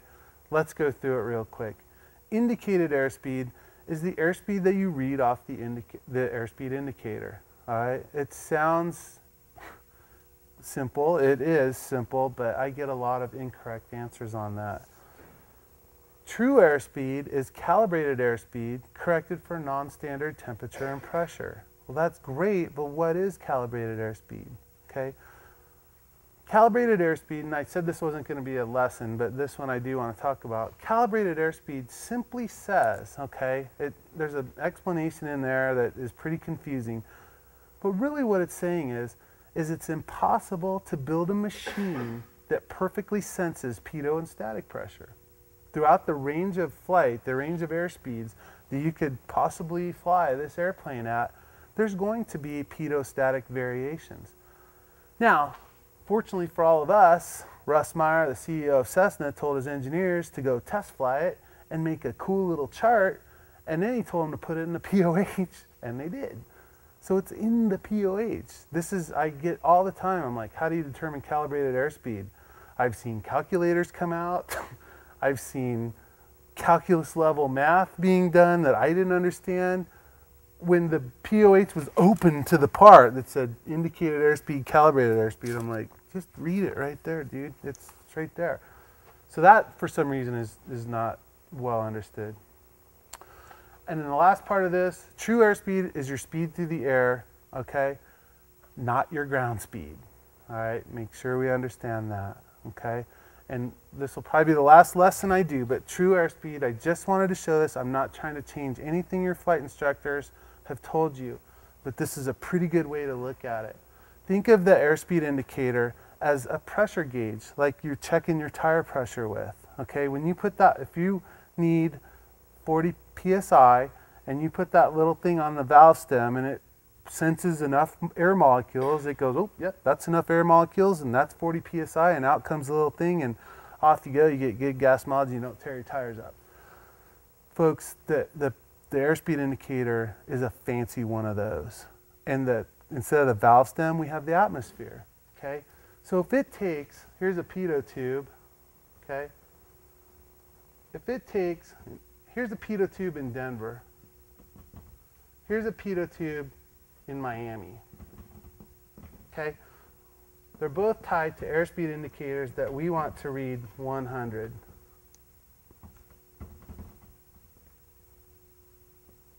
Okay. Would you all agree with me we have a lot more air molecules in Miami just because it's lower and the air is denser? So we got tons more, right? So let's take, say, every second in flight, and this is just completely random made up math, but to register 100 knots here, every second we have to get 100 air molecules in that pitot tube, okay? Well, it works out great at sea level on a standard day. 100 air molecules equals 100 knots, okay?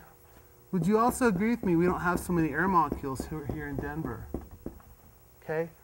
We don't have as many, but it still takes, this is the same pressure gauge, right? It doesn't matter if we check it in Denver or Miami, it's the same gauge. It still takes 100 air molecules per second to register 100 knots here. Well, we don't have the same volume of air molecules, so what do we have to do to get the same amount of air molecules per second? Go faster, right? And scoop more of them up. That's the difference between true airspeed and indicated airspeed. That going faster. Maybe we have to go up here. We're really going 120 knots to indicate 100 because it takes that much extra speed to scoop up those 100 air molecules per second to register that 100 knots. Okay. Again, I'm not trying to supplant anything you've been taught. I just wanted to show you what I consider and have been told is a fairly easy way to remember this. That difference right there, that's true airspeed. Okay. This is true airspeed too. It just so happens that at standard atmosphere at sea level, the two coincide. Okay. Any questions about that? Okay. All right. The lesson's over. Sorry about that.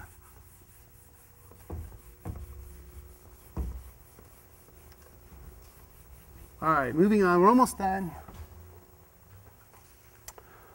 Airplane systems. Again, there's a jillion things we could talk about with this. I'm just going to talk to you about problems I see. Who in here is flying the G1000, the glass cockpit 172? A lot of us, right? Who's not flying it? Who's flying the steam gauge one? Okay. This somewhat applies to you guys too, okay, the steam gauge guys. But this first part is the G1000 folks.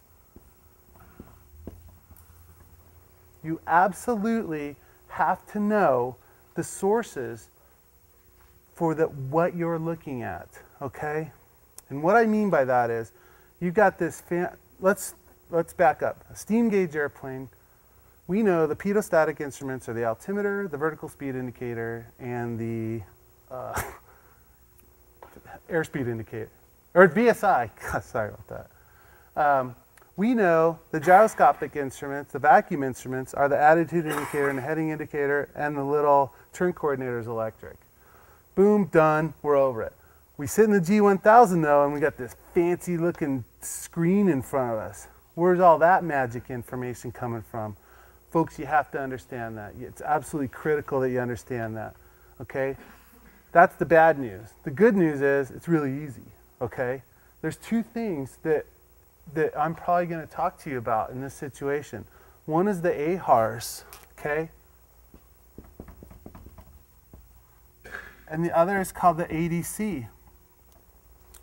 And I'm not looking for you to engineer this thing and build it, but what I am looking for you is to know your airplane. And if I ask you a question and say, what happens if the AHRS fails on your airplane? You need to be able to tell me, well, geez, that's my attitude heading reference system. I guess I'm going to lose my attitude and my heading, aren't I? Okay, on that primary flight display. Sounds like a really good answer on a Checkride to me. Air data computer, okay? We've still got those same pedostatic tubes, but now instead of just going to little diaphragms on that round steam gauge airspeed indicator, it's being fed into this air data computer.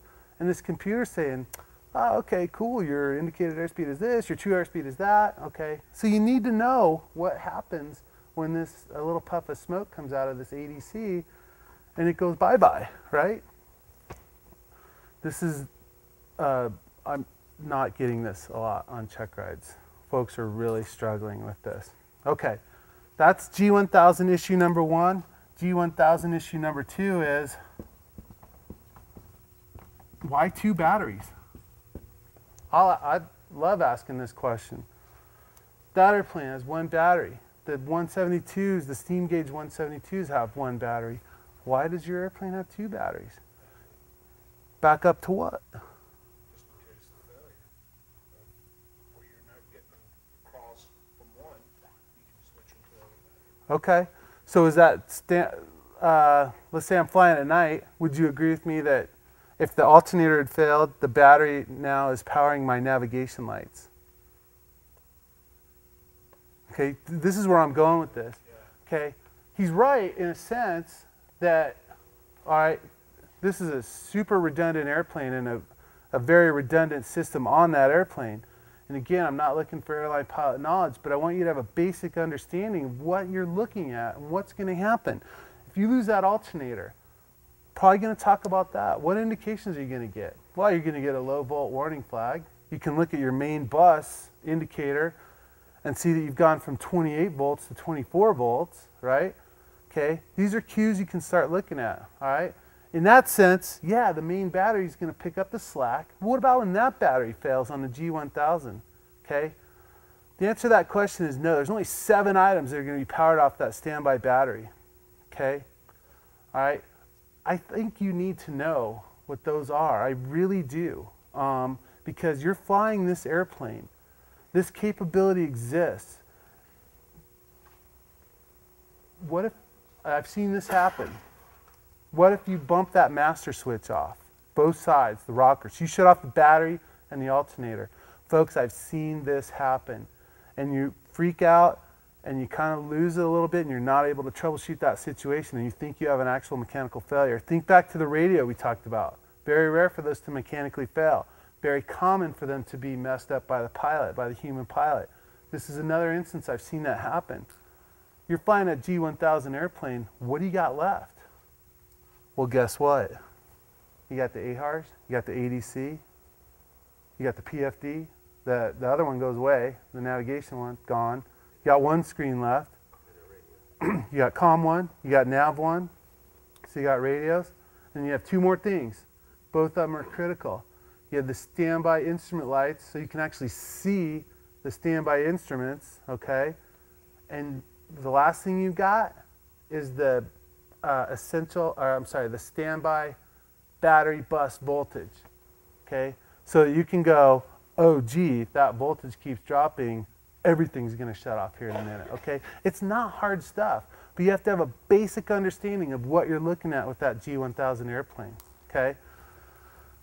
So, hopefully I'm not asking for airline pilot knowledge. I really don't think I am.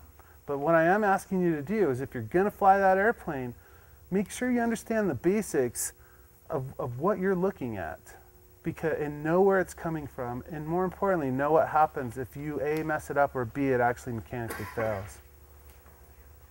Okay, moving on. Airplane systems. Fuel.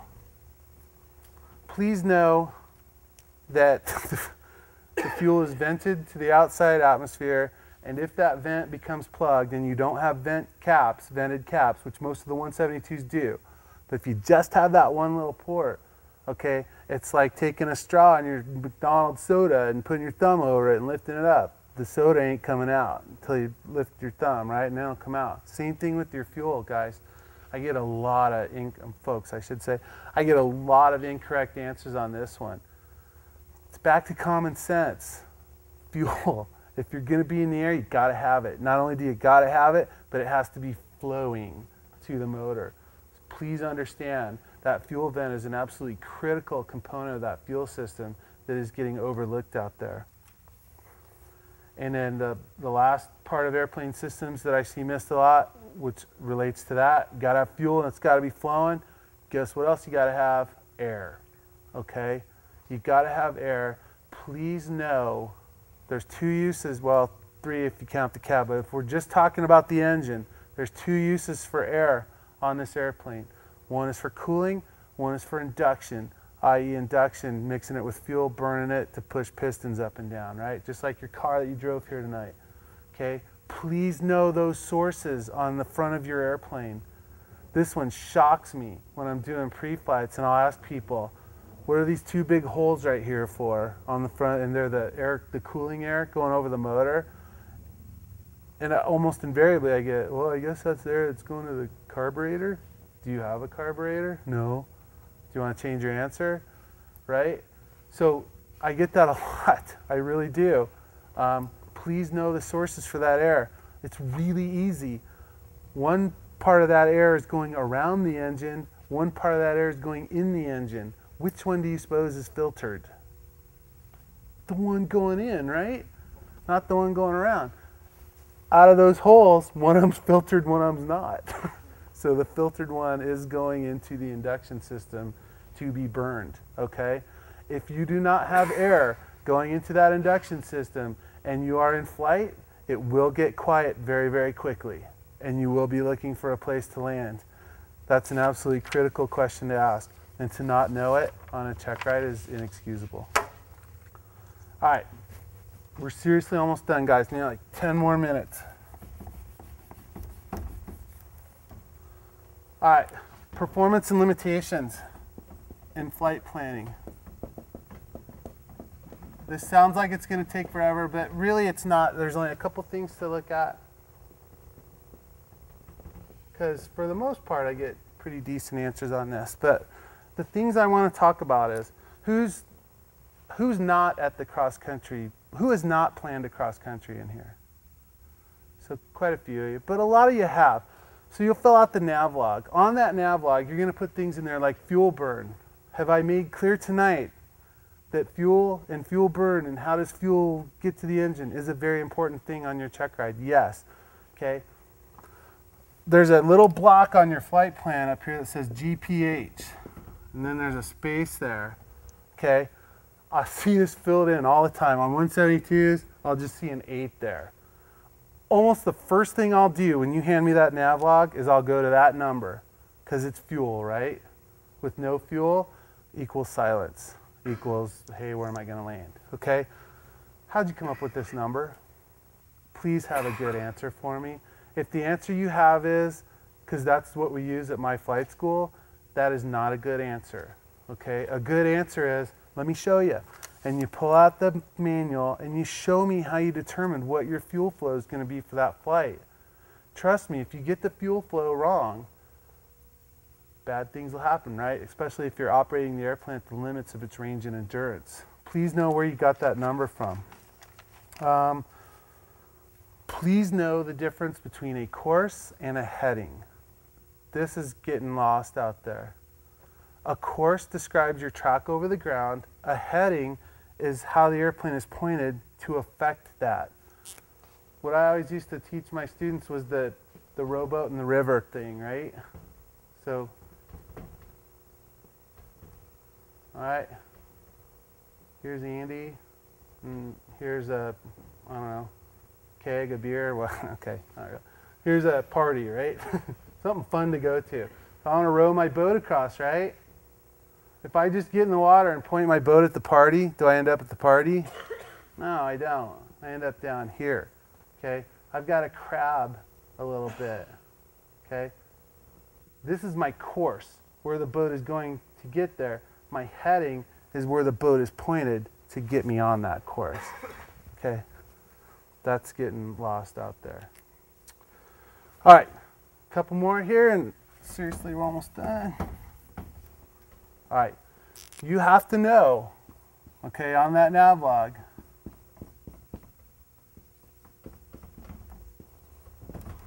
how you got from true course to true heading to magnetic course. The true course is what you're pulling off, the course you're pulling off the sectional with your plotter. When you measure the angles and you line it up with the long lines, you're pulling that true course off, okay? You're applying wind values, wind correction angles to get here. Here you're applying variation, okay? And here you're applying deviation.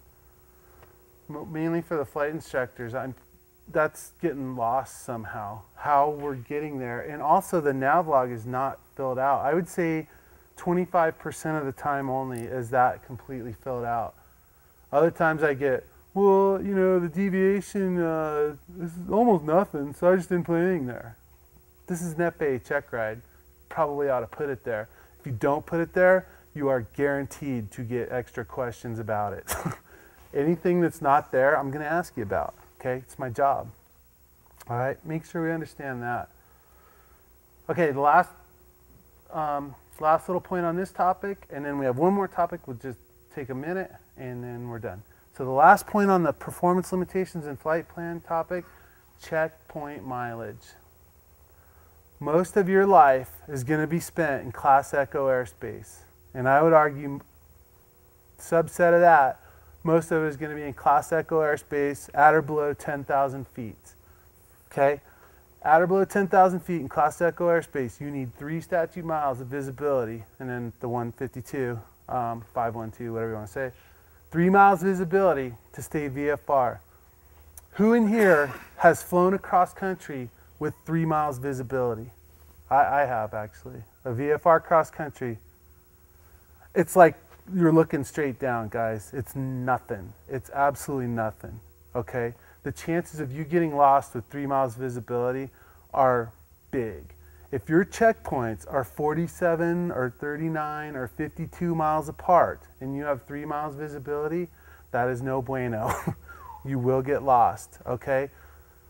When I became an examiner, I had to go to a course in Oklahoma City. I have a friend with a 172 who was kind enough to give it to me and said, hey, just fly it down there.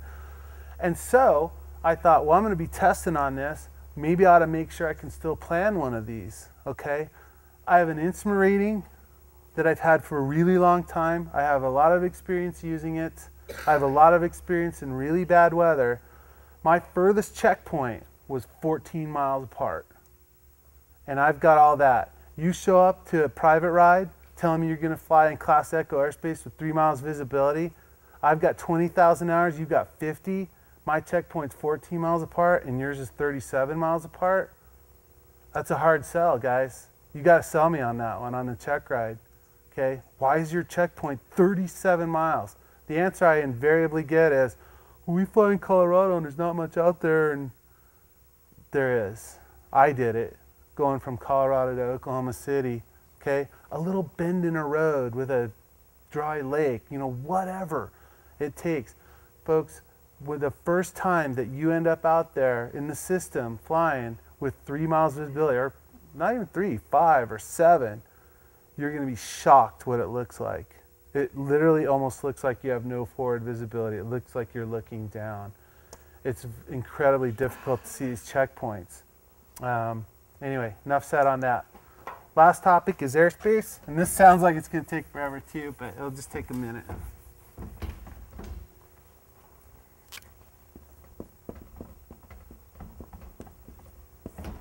All right, airspace. Okay.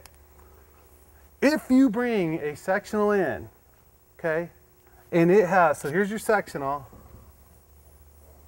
and you're going from here to here, whatever, and you have a line that goes like this, and then you've got on your nav log, you've got, you know, 8,000 here, 10,000 here, 7,500 here, whatever, you plan this cross country, it's going there.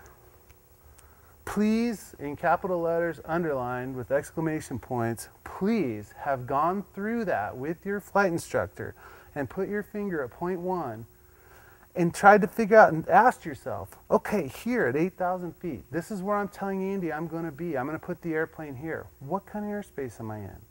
Okay, here, I'm at 10,000 feet. What kind of airspace am I in? Farther than that, what do I need to stay VFR in that airspace? Okay. This is not getting done. I shouldn't say that. When I say stuff like that, that sounds all-inclusive, it's not. Typically, it's not getting done out there, okay? If you can answer those questions about the map that you brought in with the route that you brought in the nav log, you brought all this stuff in. I didn't bring it in. I'm going to ask you questions about what you brought in. Remember the house? If you get those right and you sound confident and you sound like, yeah, I know these answers. I know where I'm at on this check ride. I'm going to assume the foundation is good. Remember, it is impossible for me to test you on every single item of knowledge out there. I've got to test at the roof level, like we were talking about, and then dig when I find cracks. If I don't find any cracks, on we go. Okay. Unfortunately, I find a lot of cracks, and I'll tell people, I'm like, you brought this in, and you don't know what type airspace you're going to be in on your cross country. You need to know these things. And then also know, you know, obviously, if part of it goes through Class Bravo, hey, I need a transponder for that, or I have to get a clearance for that. You know those type of things. Okay. All right. And then just a couple more minutes here. And I said I wouldn't teach anymore, but I am going to show one more thing. And again, this is not meant to take the place of anything your flight instructor has taught you. It's just meant to help. Okay? Below 10,000. I always look for, when I'm studying stuff, I always look for the variances from the norm, right? If I can memorize one big rule and then look for just a few deviations from it, it makes things a lot easier to understand and explain later. And that's what I did with airspace. And guess what I did? I found some rules that I'm going to pass on to you guys. And again, not to take the place of what you've been taught, but I'm going to show you. And it's just going to take a second. Below 10,000, okay? Does anyone not know what I mean when I say 3 152s? Everybody knows? 3 statute miles, 1,000 above, 2,000 on the side, 500 below. Okay, below 10,000, the 3 152 rule applies with 3 exceptions. If you know the 3 exceptions, you got it licked below 10,000. Exception number 1, Class Bravo, 3 clear clouds. Okay, so instead of 3 152s, the 152 becomes clear clouds. Okay, number 2 and number 3, both apply to Class Golf airspace, both during the day. Okay, Class Golf, day, at or below 1,200 AGL equals 1 clear clouds. So instead of 3 152s, we go to 1 clear clouds. Remember, both of them were Class Golf day, so number 3 is Class Golf day. So between 1,200 AGL and 10,000